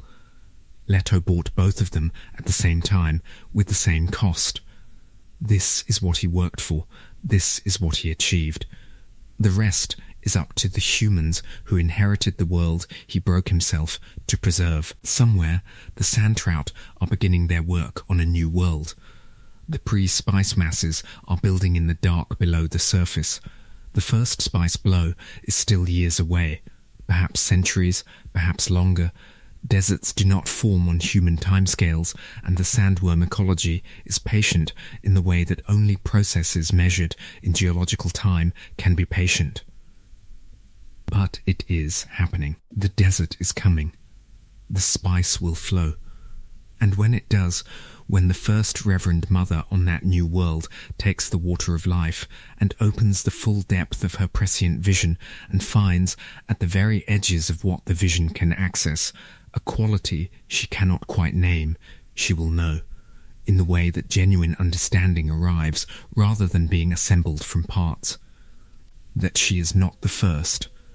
That what she is accessing is not only the lives of her female ancestors, but something that was here before her, something that has been here since before the desert arrived, something that was deposited in the biological cycle by a consciousness that made a choice 3,500 years ago, that she is still, in this moment, living inside. She will not know his name, perhaps. The mythology will have transformed him beyond the name. But she will know the choice. She will feel the weight of it. She will understand that the genuine freedom she has, the specific quality of genuine uncertainty that allows her prescient vision to be a navigation rather than a cage, was purchased at a cost that she cannot fully calculate because the calculation exceeds any individual consciousness's capacity. And she will go forward, into the future that was preserved for her, the genuinely open future, the future that is genuinely next. This is the Golden Path's last gift, not certainty, not safety, not the knowledge that everything will work out, the knowledge that it could, that the species capable of genuine freedom had been given the conditions in which to exercise it, that the trap had been broken and the genuine future had been preserved, and the rest was, finally, actually up to the humans inside it. Whatever they make of it is theirs to make. Leto gave them that. That is what the price was for. The desert waits. The spice rises. Whatever is genuinely next is genuinely coming. The golden path made that possible. Paul saw the need. Leto paid the cost. The future they preserved is the one we are still inside.